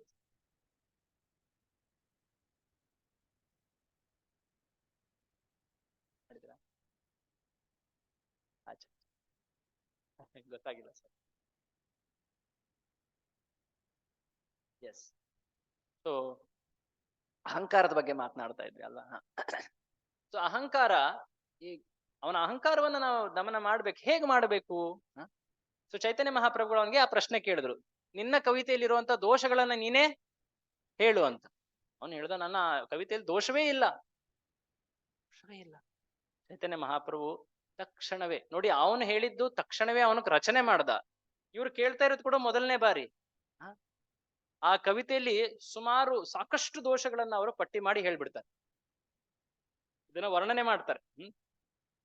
ಒಂದು ವಿಶೇಷವಾದಂತ ಒಂದೇ ಒಂದು ದೋಷದ ಜಸ್ಟ್ ನಿಮಗೆ ಅದರ ಹೇಗೆ ಮಾತುಕತೆ ನಡೀತಾ ಇದೆ ಅನ್ನೋದ ತಿಳ್ಕೊಂಡ್ಲಿ. ಅವ್ರು ಹೇಳ್ತಾರೆ, ನೀನು ಈ ಶ್ಲೋಕದಲ್ಲಿ ಶಬ್ದವನ್ನು ಉಪಯೋಗಿಸಿದ್ಯಾ, ಭವಾನಿ ಭರ್ತುಹು ಅಂತ. ಏನಂತ? ಭವಾನಿ ಭರ್ತುಹು. ಭವಾನಿ ಅಂದ್ರೆ ಯಾರು? ಪಾರ್ವತಿ ಅಲ್ವಾ? ಭವಾನಿ ದೇವಿ. ಭವಾನಿ ಭರ್ತುಹು. ಭರ್ತು ಅಂದ್ರೆ ಯಾರು ಅವರನ್ನ ನಿರ್ವಹಣೆ ಅಥವಾ ಭರಣ ಮಾಡ್ತಾರೆ, ಅವರನ್ನ ನಡೆಸ್ಕೊಳ್ತಾರೆ ಅಥವಾ ಅವರ ಯೋಗಕ್ಷೇಮವನ್ನ ನೋಡ್ಕೊಳ್ತಾರೆ. ಸೊ ಆ ಶಬ್ದ ಹೇಗ್ ಬರುತ್ತೆ ಅಂದ್ರೆ, ಇದು ಶಾಸ್ತ್ರದಲ್ಲಿ, ಸಂಸ್ಕೃತದಲ್ಲಿ ಇದು ತಪ್ಪು ಉಪಯೋಗ. ಯಾಕೆ? ಭವಾನಿ. ಭವ ಅಂದ್ರೆ ಶಿವ, ಶಿವನ ಹೆಂಡತಿ ಭವಾನಿ. ಶಿವನನ್ನ ಬಿಟ್ಟು ಬೇರೆ ಯಾರಾದ್ರೂ ಅವಳನ್ನ ಯೋಗಕ್ಷೇಮ ಮಾಡ್ಲಿಕ್ಕಾಗತ್ತಾ? ಇಲ್ಲ. ಭವಾನಿ ಭರ್ತುಹು, ಇದು ವ್ಯಾಕರಣದ ಪ್ರಕಾರ ಇದು ತಪ್ಪು ಪ್ರಯೋಗ. ನೀವು ಗಂಗೆಯನ್ನ ಈ ರೀತಿಯಾಗಿ ಹೇಳಿದಿರಾ, ಅಥವಾ ಶಿವನ ಬಗ್ಗೆ ವರ್ಣನೆ ಮಾಡ್ತಾ ಈ ರೀತಿಯಾಗಿ ಹೇಳಿದಿರಾ, ಇದು ತಪ್ಪು. ಇದು ಅರ್ಥ ಆಗ್ತಾ ಇದೆಯಾ? ಸೊ ಈ ರೀತಿಯಾಗಿ ತುಂಬಾ ಸೂಕ್ಷ್ಮವಾದಂತಹ ದೋಷಗಳನ್ನ, ಅನೇಕ ದೋಷಗಳನ್ನ ತಕ್ಷಣವೇ ಹೇಳಿದ್ರು. ಇದನ್ನ ಕೇಳಿದಾಗ ಕೇಶವ ಕಾಶ್ಮೀರಿಗೆ ಮಾತೇ ಇರ್ಲಿಲ್ಲ, ಏನ್ ಹೇಳಲಿಕ್ಕೆ. ಅವಾಕ್ ಅಂತಾರಲ್ಲ, ಆ ರೀತಿ ಆಗ್ಬಿಟ್ರು. ಅರ್ಥ ಆಗ್ತಿಲ್ಲ ಅವ್ರಿಗೆ, ತಮ್ಮನ್ ತಾವೇ ನಂಬ್ಕೊಳಕ್ ಆಗ್ತಿಲ್ಲ. ನನ್ನಿಂದ ದೋಷ ಆಯ್ತಾ? ಸೊ ಆಗ ಎಲ್ಲ ಇದ್ದಿದ್ದಂತಹ ಜನರೆಲ್ಲರೂ ನಗಾಡ್ಲಿಕ್ಕೆ ಪ್ರಾರಂಭ ಮಾಡಿದ್ರು. ಬಾಯಿ ಹಿಂಗಿಟ್ಟು ಬೆರಳಿಗಿಟ್ಟು ನಗ್ಲಿಕ್ಕೆ ಪ್ರಾರಂಭ ಮಾಡಿದ್ರು. ಈ ರೀತಿಯಾದಂತಹ ತಪ್ಪು ಮಾಡಿದ್ದಾನೆ ಈ ವ್ಯಕ್ತಿ. ದೊಡ್ಡ ಪಂಡಿತ ಅಂತ ನೋಡಿ ನಮ್ಮ ಗುರುಗಳು, ನಮ್ಮ ಆಚಾರ್ಯರು 10 ವರ್ಷದ ನಿಮಾಯಿ ತೋರಿಸ್ತಾ ಇದ್ದಾನೆ. ತಕ್ಷಣವೇ ನಿಮಾಯಿ ಪಂಡಿತ ಎಲ್ಲರನ್ನು ಸುಮ್ಮನಿರಿಸ್ತಾನೆ. ಎಲ್ಲರನ್ನು ಸುಮ್ಮನಿರಿಸಿ ಹೇಳ್ತಾನೆ, ಸಾಕಷ್ಟು ಪ್ರಯಾಣ ಮಾಡಿ ಬಂದಿದ್ದೀರಾ, ತುಂಬಾ ದಣದಿದ್ದೀರಾ ಅನ್ಸುತ್ತೆ, ವಾಪಸ್ ಹೋಗಿ ಸ್ವಲ್ಪ ವಿಶ್ರಾಮ ಪಡ್ಕೊಂಡು ನಾಳೆ ಬನ್ನಿ, ನಾಳೆ ನಾವು ಮುಂದೆ ಚರ್ಚೆನ ಮುಂದುವರಿಸ. ನೋಡಿ, ಇದು ಉತ್ತಮ ವ್ಯಕ್ತಿಗಳ ನಡವಳಿಕೆ.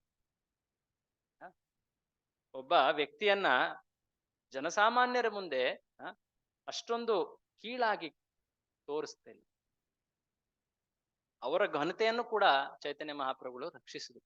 ಅದಲ್ದೇನೆ ಪಾಠ ಏನ್ ಹೇಳ್ಬೇಕಿತ್ತು ಅದನ್ನ ಹೇಳಿದ್ರು. ಅವನ್ಗೆ ಅಹಂಕಾರಿ ಆಗಬಾ, ನಿನ್ನಲ್ಲಿ ತಪ್ಪು ಇದೆ ಅನ್ನೋದನ್ನ ತೋರಿಸ್ಕೊಟ್ರು.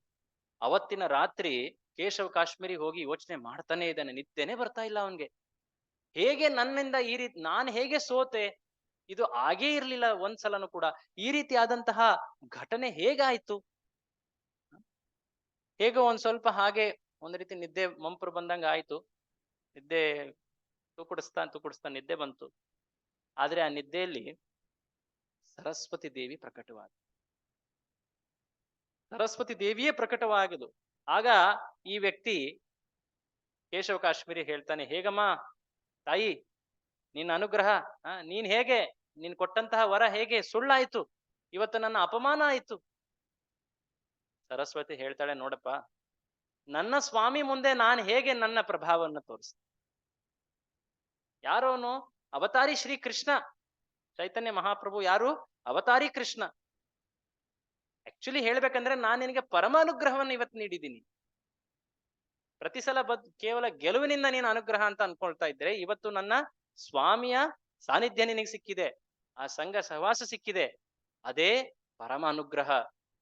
ನಾನು ಹೇಳ್ತಾ ಇದ್ದೀನಿ ನಿನಗೆ ಒಳಿತಾದಂತಹ ಮಾತೇನು, ತಕ್ಷಣವೇ ನೀನು ಆ ನಿಮಾಯಿ ಪಂಡಿತನ ಹತ್ರ ಹೋಗಿ ಅವನ ಆಶ್ರಯವನ್ನ ಸ್ವೀಕರಿಸು. ಈ ಅವತಾರ ಘೋಷಣೆ ಮಾಡೋದಿಲ್ಲ ತಾನೇ ಭಗವಂತ ಅಂತ. ಇದು ವೇದಗಳಲ್ಲಿ ಗೌಪ್ಯವಾಗಿ ಹೇಳಲಾಗಿದೆ. ನಿನಗೆ ನಾನು ಇದನ್ನ ಹೇಳ್ತಾ ಇದ್ದೀನಿ, ತಕ್ಷಣವೇ ಹೋಗಿ ಆ ನಿಮಾಯಿ ಪಂಡಿತನ ಆಶ್ರಯವನ್ನ ಸ್ವೀಕರಿಸು. ನಿದ್ದೆಯಿಂದ ಎದ್ದು ಅವನು ತಕ್ಷಣವೇ ಅಲ್ಲಿ ಹೋಗ್ತಾನೆ.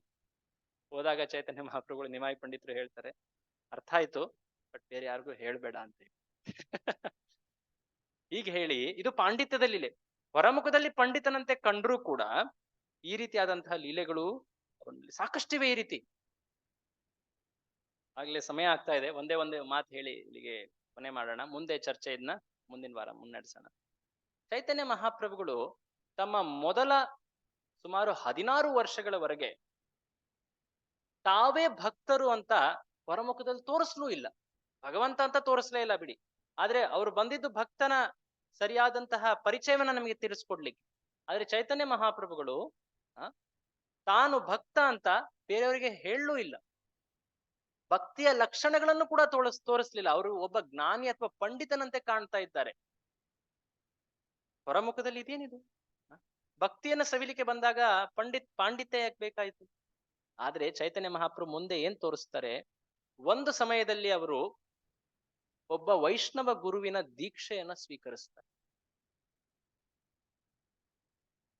ರಾಮ, ವಸಿಷ್ಠ, ವಿಶ್ವಾಮಿತ್ರರನ್ನ ಗುರುವಾಗಿ ಸ್ವೀಕರಿಸ್ತಾರೆ. ಅದರ ಅರ್ಥ ರಾಮ ಅಜ್ಞಾನಿ ಅಂತ ಅಲ್ಲ. ಶ್ರೀಕೃಷ್ಣ ಸಾಂದೀಪನಿ ಮುನಿಗಳ ಆಶ್ರಯವನ್ನ ಗುರುಕುಲದಲ್ಲಿ ಅವರು ವಿದ್ಯಾಭ್ಯಾಸ ಮಾಡು. ಅಜ್ಞಾನಿ ಕೃಷ್ಣ ಅಂತ ಅಲ್ಲ, ಒಂದು ಉದಾಹರಣೆಯನ್ನು ನಮಗೆ ನೀಡಲಿಕ್ಕೆ. ಅದೇ ರೀತಿಯಾಗಿ ಚೈತನ್ಯ ಮಹಾಪ್ರಭುಗಳು ಈಶ್ವರಪುರಿ ಅನ್ನುವಂತಹ ಒಬ್ಬ ಪರಮ ಭಕ್ತನ ಆಶ್ರಯವನ್ನ ಸ್ವೀಕರಿಸಿ ಅವರಿಂದ ದೀಕ್ಷೆಯನ್ನ ಸ್ವೀಕರಿಸ್ತಾರೆ. ಗಯಾ ಕ್ಷೇತ್ರ, ಬಿಹಾರದಲ್ಲಿರುವಂತಹ ಗಯಾ ಕ್ಷೇತ್ರದಲ್ಲಿ ಸ್ವೀಕರಿಸ್ತಾರೆ. ಆ ಸಂದರ್ಭ ಹೇಗೆ ವಿಶೇಷವಾಗಿದೆ ಅನ್ನೋದನ್ನ ನೀವು ತಿಳ್ಕೊಳ್ಳಿ. ಯಾಕಂದ್ರೆ ಅವರ ಪ್ರತಿಯೊಂದು ಜೀವನದ ಘಟನೆ ಹೇಗೆ ನಾವು ಭಕ್ತಿಯನ್ನ ಸ್ವೀಕರಿಸಬೇಕು ಅನ್ನೋದನ್ನ, ಅಥವಾ ಹೇಗೆ ಭಕ್ತಿ ಪಾಲನೆ ಮಾಡ್ಬೇಕು ಅನ್ನೋದನ್ನ ತೋರಿಸ್ಕೊಡು. ಅಲ್ಲಿವರೆಗೆ ವೇದಗಳಲ್ಲಿ, ಪುರಾಣಗಳಲ್ಲಿ, ನ್ಯಾಯಶಾಸ್ತ್ರಗಳು ಅಥವಾ ವ್ಯಾಕರಣದಲ್ಲಿ ಒಂದು ರೀತಿ ಪಾಂಡಿತ್ಯದಲ್ಲಿ ಅವರಷ್ಟು ಸರಿಸಾಟಿ ಯಾರೂ ಇಲ್ಲ. ಅಂತಹ ವ್ಯಕ್ತಿ ಈಗ ಭಕ್ತಿ ಸ್ವೀಕರಿಸ್ತಾ ಇದ್ದಾನೆ. ಇದೇನ್ ತೋರಿಸ್ಕೊಡುತ್ತೆ? ಏನ್ ತೋರಿಸ್ಕೊಡುತ್ತೆ ಇದು? ಭಕ್ತಿ ಭಕ್ತಿ ಶ್ರೇಷ್ಠ. ಜ್ಞಾನಕ್ಕಿಂತ ಭಕ್ತಿ ಶ್ರೇಷ್ಠ. ಜನ ಸಾಮಾನ್ಯವಾಗಿ ಏನ್ ತಿಳ್ಕೊಳ್ತಾರೆ ಭಕ್ತಿ ಅಂದ್ರೆ? ಒಂದು ರೀತಿ ಭಾವುಕತೆ, ಮನಸ್ಸಿನ ಒಂದು ಭಾವನೆ. ಚೈತನ್ಯ ಮಹಾಪ್ರಭುಗಳು ತಿಳಿಸ್ಕೊಟ್ಟಂತಹ ಭಕ್ತಿ ಹೇಗೆ? ಅದು ಜ್ಞಾನದ ಪರಿಪೂರ್ಣತೆ, ಅದು ಭಕ್ತಿ. ಭಗವದ್ಗೀತೆಯಲ್ಲಿ ಕೃಷ್ಣ ಹೇಳಿದ್ದಾನೆ, ಬಹುನಾಂ ಜನ್ಮನಾಮಂತೆ ಜ್ಞಾನವಾನ್ ಮಾಂ ಪ್ರಪದ್ಯತೆ. ಅನೇಕ ಜನ್ಮಗಳು ಜ್ಞಾನಿ ತನ್ನ ಜ್ಞಾನದ ಅನುಶೀಲನೆ ಮಾಡಿ ಆದಮೇಲೆ ಕೊನೆಯಲ್ಲಿ ನನ್ನಲ್ಲಿ ಶರಣಾಗ್ತಾನೆ. ಸೊ ಚೈತನ್ಯ ಮಹಾಪ್ರಭುಗಳು ಆ ಮೊದಲ 16 ವರ್ಷಗಳು ಅನೇಕ ಘಟನೆಗಳಾಗ್ತವೆ. ಅವೆಲ್ಲವನ್ನ ನಾವು ಪೂರ್ತಿಯಾಗಿ ವರ್ಣನೆ ಮಾಡೋಕೆ ಸಮಯ ಕಡಿಮೆ ಆಗುತ್ತೆ. ಬಟ್ ಹೇಳೋದೇನಂದ್ರೆ, ಆ ಮೊದಲ 16 ವರ್ಷಗಳು ಅವರು ಹೊರಮುಖದಲ್ಲಿ ಪಂಡಿತರಂತೆ, ಒಂದು ರೀತಿಯಾದಂತ ಅಹಂಕಾರದ ರೂಪದಲ್ಲೂ ಕೂಡ ಅವರು ವ್ಯಕ್ತಪಡಿಸ್ಕೊಳ್ತಾರೆ. ಎಲ್ಲರನ್ನ ಒಂದು ರೀತಿ ಪಾಂಡಿತ್ಯದಲ್ಲಿ ಸೋಲ್ಸೋದು, ಈ ರೀತಿಯಾಗಿ ತೋರಿಸ್ತಾರೆ. ಆದ್ರೆ ದೀಕ್ಷೆಯನ್ನ ಸ್ವೀಕರಿಸ್ತಾರೆ ಒಂದ್ ಸಮಯದಲ್ಲಿ ಅವರು, ಈ ವ್ಯಕ್ತಿಯಿಂದ ಪ್ರಭಾವಿತರಾಗಿ, ಈ ವ್ಯಕ್ತಿಯ ಶುದ್ಧ ಭಕ್ತಿಯನ್ನ ಕಂಡು. ಅದಾದ ಮೇಲೆ ಚೈತನ್ಯ ಮಹಾಪ್ರಭುಗಳು ತೃಣಾದಪಿ ಸುನೀಚೇನ, ಒಂದು ತೃಣದಂತೆ ವಿನಮ್ರರಾಗಿ, ರೋರಪಿ ಸಹಿಷ್ಣುನ, ವೃಕ್ಷದಂತೆ ಸಹಿಷ್ಣುತೆಯನ್ನ ತೋರಿಸ್ತಾರೆ. ಅದೇ ಅಲ್ವಾ ಭಕ್ತಿ ಅಂದ್ರೆ? ಭಕ್ತಿ ಅಂದ್ರೆ ವಿನಮ್ರತೆ, ಸಹಿಷ್ಣುತೆ, ಬೇರೆಯವರೆಲ್ಲರಿಗೂ ಗೌರವ ಕೊಡೋದು, ಸ್ವಂತಕ್ಕೋಸ್ಕರ ಗೌರವವನ್ನು ಅಪೇಕ್ಷಿಸದೆ, ಈ ರೀತಿಯಾದಂತಹ ಭಾವ ಏನಿದೆ, ಇದು ಭಕ್ತಿ ಅನುಕೂಲ ಭಾವ ಇದೆ ಅಲ್ವೇ? ಸೊ ಇದನ್ನ ಅವರು ಮುಂದೆ ತೋರಿಸಿದ್ರು. ಆ ಪರಿವರ್ತನೆಯನ್ನ ಅವರು ಸ್ಪಷ್ಟವಾಗಿ ತೋರಿಸಿದ್ರು. ಒಬ್ಬ ಗುರುವಿನ ಆಶ್ರಯವನ್ನ ಸ್ವೀಕರಿಸಿದ ಮೇಲೆ ಏನೆಲ್ಲ ಪರಿವರ್ತನೆ ಆಗುತ್ತೆ ಅನ್ನೋದು. ಅದಲ್ಲದೆ ಅವರ ಗುರುಗಳು ಅವರಿಗೆ ವಿಶೇಷವಾದಂತಹ ಉಪದೇಶವನ್ನ ನೀಡ್ತಾರೆ. ಏನದು? ಭಗವಂತನ ನಾಮವನ್ನ ನಿರಂತರವಾಗಿ ನೀನು ಜಪ ಅಥವಾ ಕೀರ್ತನೆ ಮಾಡಿ. ಅದನ್ನ ಮಾಡಿ ಅವರು ಒಂದು ವಿಶೇಷವಾದಂತಹ ಆ ಭಾವ, ಇದು ಎಂದೂ ಕಂಡಿರಲಿಲ್ಲ ಅವರು. ಹೊರಮುಖದಲ್ಲಿ ಚೈತನ್ಯ ಮಹಾಪ್ರಭುಗಳ ಆ ಭಾವ ಪರವಶತೆ ಕಾಣೋದು ನಾವು ಆ ದೀಕ್ಷೆಯ ನಂತರ.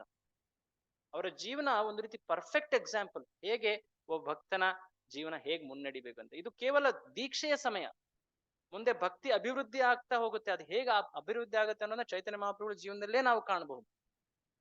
ಸೊ ಹೀಗೆ ಭಗವಂತನ ನಾಮ ಸಂಕೀರ್ತನೆಯನ್ನ ಅವರು ಸವಿದ್ರು. ಅಷ್ಟೇ ಅಲ್ಲ, ಅದನ್ನ ಎಲ್ಲರಿಗೂ ನೀಡಲಿಕ್ಕೆ ಅವರು ಪ್ರಾರಂಭ. ಎಷ್ಟನೇ ವಯಸ್ಸಿನಿಂದ? 16ನೇ ವರ್ಷ ವಯಸ್ಸು. ಅಲ್ಲಿಂದ ನೆಕ್ಸ್ಟ್ 8 ವರ್ಷಗಳು ನವದ್ವೀಪದಲ್ಲಿ ಸಂಕೀರ್ತನೆಯ ಏನು ಒಂದು ರೀತಿಯಾದಂತಹ ವಾತಾವರಣ, ಒಂದು ರೀತಿ ರೋಮಾಂಚನ ಸಂಕೀರ್ತನೆ. ನಾವೆಲ್ಲರೂ ಕೂಡ ದೇವಸ್ಥಾನಗಳಲ್ಲಿ ಹೋದಾಗ ಭಗವಂತನ ಕೀರ್ತನೆಯನ್ನ ಕೇಳಿದ್ದೀವಿ. ಅನೇಕ ಭಕ್ತರು, ಭಗವಂತನ ಭಕ್ತರು ಕೀರ್ತನೆಗಳನ್ನ ಮಾಡಿದ್ದಾರೆ. ದಾಸರು, ಹರಿದಾಸರಾಗಿರಬಹುದು, ಅಥವಾ ಆಂಧ್ರ ಅಥವಾ ತಮಿಳುನಾಡಿನಲ್ಲಿ ಅನೇಕ ಭಕ್ತರಿದ್ದಾರೆ ಅಲ್ವೇ? ಭಗವಂತನ ನಾಮ ಕೀರ್ತನೆ ಅದು ನಿತ್ಯವೂ ಮೊದಲಿಂದನೂ ನಡೀತಾ ಇದೆ. ಆದ್ರೆ ಚೈತನ್ಯ ಮಹಾಪ್ರಭುಗಳು ನೀಡಿದಂತಹ ಕೀರ್ತನೆ ಅದು ವಿಶೇಷ. ಸಾಮಾನ್ಯವಾಗಿ ಕೀರ್ತನೆಯಲ್ಲಿ ಭಾಗವಹಿಸೋದಂದ್ರೆ ಏನು? ಒಬ್ಬ ವ್ಯಕ್ತಿ ಹಾಡ್ತಾ ಇರ್ತಾನೆ, ಇನ್ನೊಬ್ಬ ವ್ಯಕ್ತಿ, ಬೇರೆಲ್ಲರೂ ಕೂಡ ಕೂತ್ಕೊಂಡು ನೋಡ್ತಾರೆ. ಅಥವಾ ಒಬ್ಬ ವ್ಯಕ್ತಿ ಏನೋ ರಚಿಸಿರ್ತಾನೆ ದೇವರ ಬಗ್ಗೆ, ದೇವರ ನಾಮ, ಅದನ್ನ ಕೇಳ್ತಾರೆ. ಓ, ತುಂಬಾ ಚೆನ್ನಾಗಿ ಹಾಡ್ತಾ ಇದ್ದೀರಾ, ಅರ್ಥವತ್ತಾಗಿದೆ.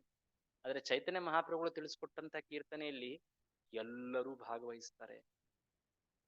ಅದಕ್ಕೆ ಅದನ್ನ ಹೇಳೋದು ಸಂಕೀರ್ತನ, ಸಮ್ಯಕ್ ರೂಪೇಣ ಕೀರ್ತನ, ಸಾಮೂಹಿಕ ಕೀರ್ತನೆ, ಎಲ್ಲರೂ ಭಾಗವಹಿಸುವಂತಹದ್ದು ಕೀರ್ತನೆ. ಅದಕ್ಕೆ ಚೈತನ್ಯ ಮಹಾಪ್ರಭುಗಳು ಈ ಮಾರ್ಗವನ್ನು ಎಲ್ಲರಿಗೂ ನೀಡಿದ್ರು, ಎಲ್ಲರನ್ನೂ ಕೂಡ ಅದರಲ್ಲಿ ಸೇರಿಸಿದ್ರು.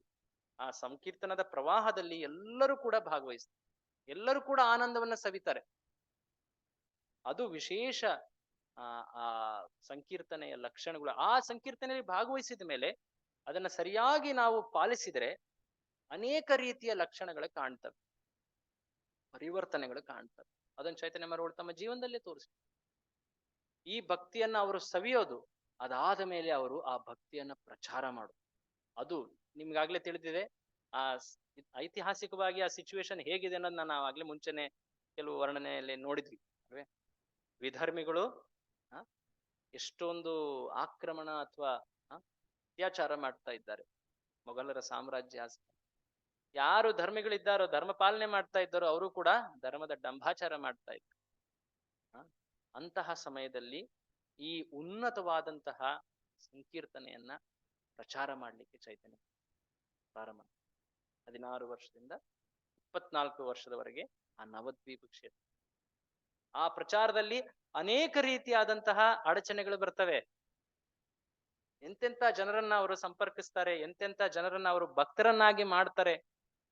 ಒಬ್ಬ ದೊಡ್ಡ ಮೊಘಲರ ಒಬ್ಬ ಏನೋ ಸರ್ಪಂಚ್ ತರ, ಅಥವಾ ಅವನ ಹೆಸರು ಕಾಜಿ, ಚಾಂದ್ ಕಾಜಿ ಅಂತ, ಕಾಜಿ ಒಬ್ಬ ಆ ಸಮಯದಲ್ಲಿ.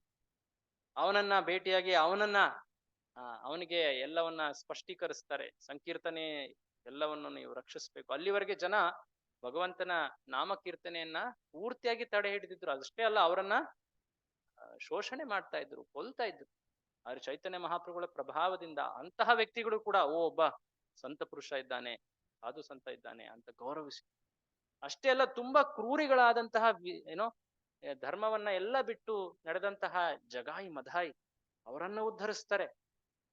ಲೀಲೆಗಳನ್ನ ನಾವು ಮುಂದಿನ ವಾರದಲ್ಲಿ ಇನ್ನೂ ವಿವರವಾಗಿ ನೋಡೋಣ. ಯಾಕಂದ್ರೆ ಇವು ತುಂಬಾ ಮುಖ್ಯವಾದಂತಹ ಲೀಲೆಗಳು. ಚೈತನ್ಯ ಮಹಾಪ್ರಭುಗಳ ಜೀವನ ಪ್ರತಿಯೊಂದು ದಿನ, ಪ್ರತಿಯೊಂದು ಘಟನೆಯೂ ಕೂಡ ಅಗಾಧ ಗಂಭೀರ, ಅಷ್ಟೊಂದು ಆಳ ಇದೆ ಅದರಲ್ಲಿ, ಅಷ್ಟೊಂದು ಮರ್ಮ ಇದೆ. ಪ್ರತಿಯೊಬ್ಬ ಭಕ್ತನಿಗೆ ಅಷ್ಟೊಂದು ಪಾಠಗಳು ಕೂಡ ಇದೆ.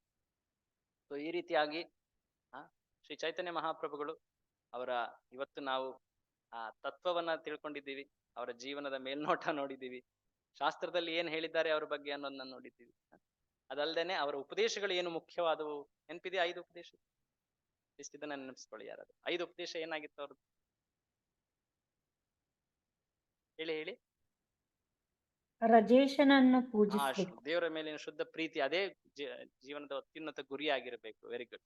ಎಸ್, ಭಗವತ್ ಪ್ರೇಮ. ಪರಮ ಆರಾಧ್ಯ ಯಾರು? ಬೃಂದಾವನದ ಕೃಷ್ಣ, ವ್ರಜೇಶ್ ನಂದನಂದನ ಕೃಷ್ಣ. ಮತ್ತೆ ಹರಿನಾಮ ಸಂಕೀರ್ತನೆ, ಪರಮಧಾಮ ವೃಂದಾವನ. Yes, very good. ಮತ್ತೆ ಹರಿನಾಮ ಗೋಪಿಯರು, ಸಾಮಾನ್ಯರಂತೆ ಕಾಣುವಂತಹ ಸ್ತ್ರೀಯರು, ಉನ್ನತ ಗೋಪಿ. ಇವರ ಶರಣಾಗತಿಯನ್ನ ಪರಮ ವಿರಕ್ತರು ಕೂಡ ಹೊಗಳಿದ್ದಾರೆ. ಅದ್ರ ಬಗ್ಗೆ ಮುಂದೆ ವರ್ಣನೆ ಬರುತ್ತೆ. ಕೊನೆಯದು ಪರಮಶಾಸ್ತ್ರ, ಪರಮ ವೇದಿಕ ಪ್ರಮಾಣ, ಅದು ಶ್ರೀಮದ್. ಅದಲ್ದೇನೆ ಇವಾಗ ನಾವು ಅವರ ಲೀಲೆಗಳನ್ನ ಚರ್ಚೆ ಮಾಡ್ತಾ ಬರ್ತಾ ಇದ್ವಿ. ಯಾಕಂದ್ರೆ ನಾವು ಮುಂಚೆ ತತ್ವವನ್ನ ತಿಳಿದ್ರೆ ಲೀಲೆಗಳನ್ನ ಸರಿಯಾಗಿ ತಿಳ್ಕೊಳ್ತೀವಿ. ಅದಕ್ಕೋಸ್ಕರ ಸ್ವಲ್ಪ ಸಮಯ ಅದರಲ್ಲೇ ಹೋಯ್ತು. ಅದ್ರ ಮುಂದಿನ ಚರ್ಚೆಯಲ್ಲಿ ಇನ್ಫ್ಯಾಕ್ಟ್ ಈ ಲೀಲೆಗಳನ್ನ ಇನ್ನೂ ಹೆಚ್ಚಾಗಿ ನಾವು ಅರ್ಥ ಮಾಡ್ಕೊಳ್ತಾ ಇದ್ದ. ಯಾರಿಗಾದ್ರೂ ಏನಾದ್ರು ಪ್ರಶ್ನೆ ಅಥವಾ ಟೀಕೆ ಇದ್ರೆ ದಯವಿಟ್ಟು ಹೇಳ್ಬೋದು. ಸಮಯ ಆಗ್ಲೇ ಆಗೋಗಿದೆ, ನಾನು ನೋಡ್ಲಿಲ್ಲ. ಇಲ್ಲಿಗೆ ನಾವು ಚರ್ಚೆನ ವಿರಾಮ ಮಾಡೋಣ. ಶ್ರೀ ಚೈತನ್ಯ ಮಹಾಪ್ರಭು ಕಿ ಜೈ. ಜಗದ್ಗುರು ಶ್ರೀಲ ಪ್ರಭುಪಾದ ಕಿ. ಹರೇ ಕೃಷ್ಣ. ಹರೇ ಕೃಷ್ಣ. ಹರೇ ಕೃಷ್ಣ ಪ್ರಭು. ಇವತ್ತು ಹರೇ ಕೃಷ್ಣ ಪ್ರಭುಜಿ. ಹರೇ ಕೃಷ್ಣ ಪ್ರಭು. ಹರೇ ಕೃಷ್ಣ ಪ್ರಭುಜಿ. ಹರೇ ಕೃಷ್ಣ ಪ್ರಭುಜಿ. ಕ್ಲಾಸ್ ಇಸ್ ವೆರಿ ನೈಸ್ ಪ್ರಭುಜಿ. ಹರೇ ಕೃಷ್ಣ ಪ್ರಭು. ಹರೇ ಕೃಷ್ಣ ಪ್ರಭು. ಹರೇ ಕೃಷ್ಣ ಪ್ರಭುಜಿ. ಹರೇ ಕೃಷ್ಣ ಪ್ರಭುಜಿ.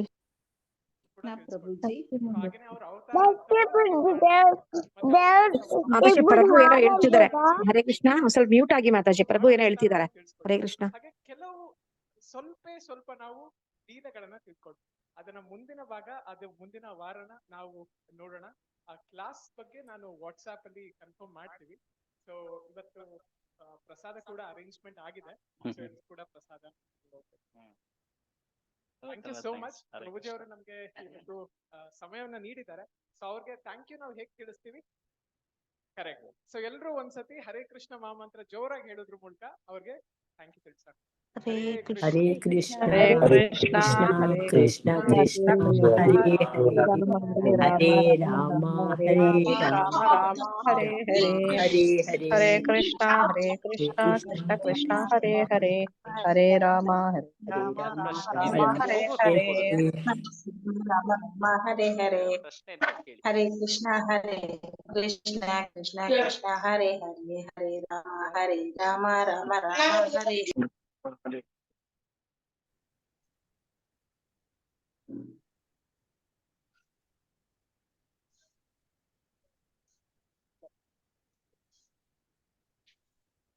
ಆಯ್ತು.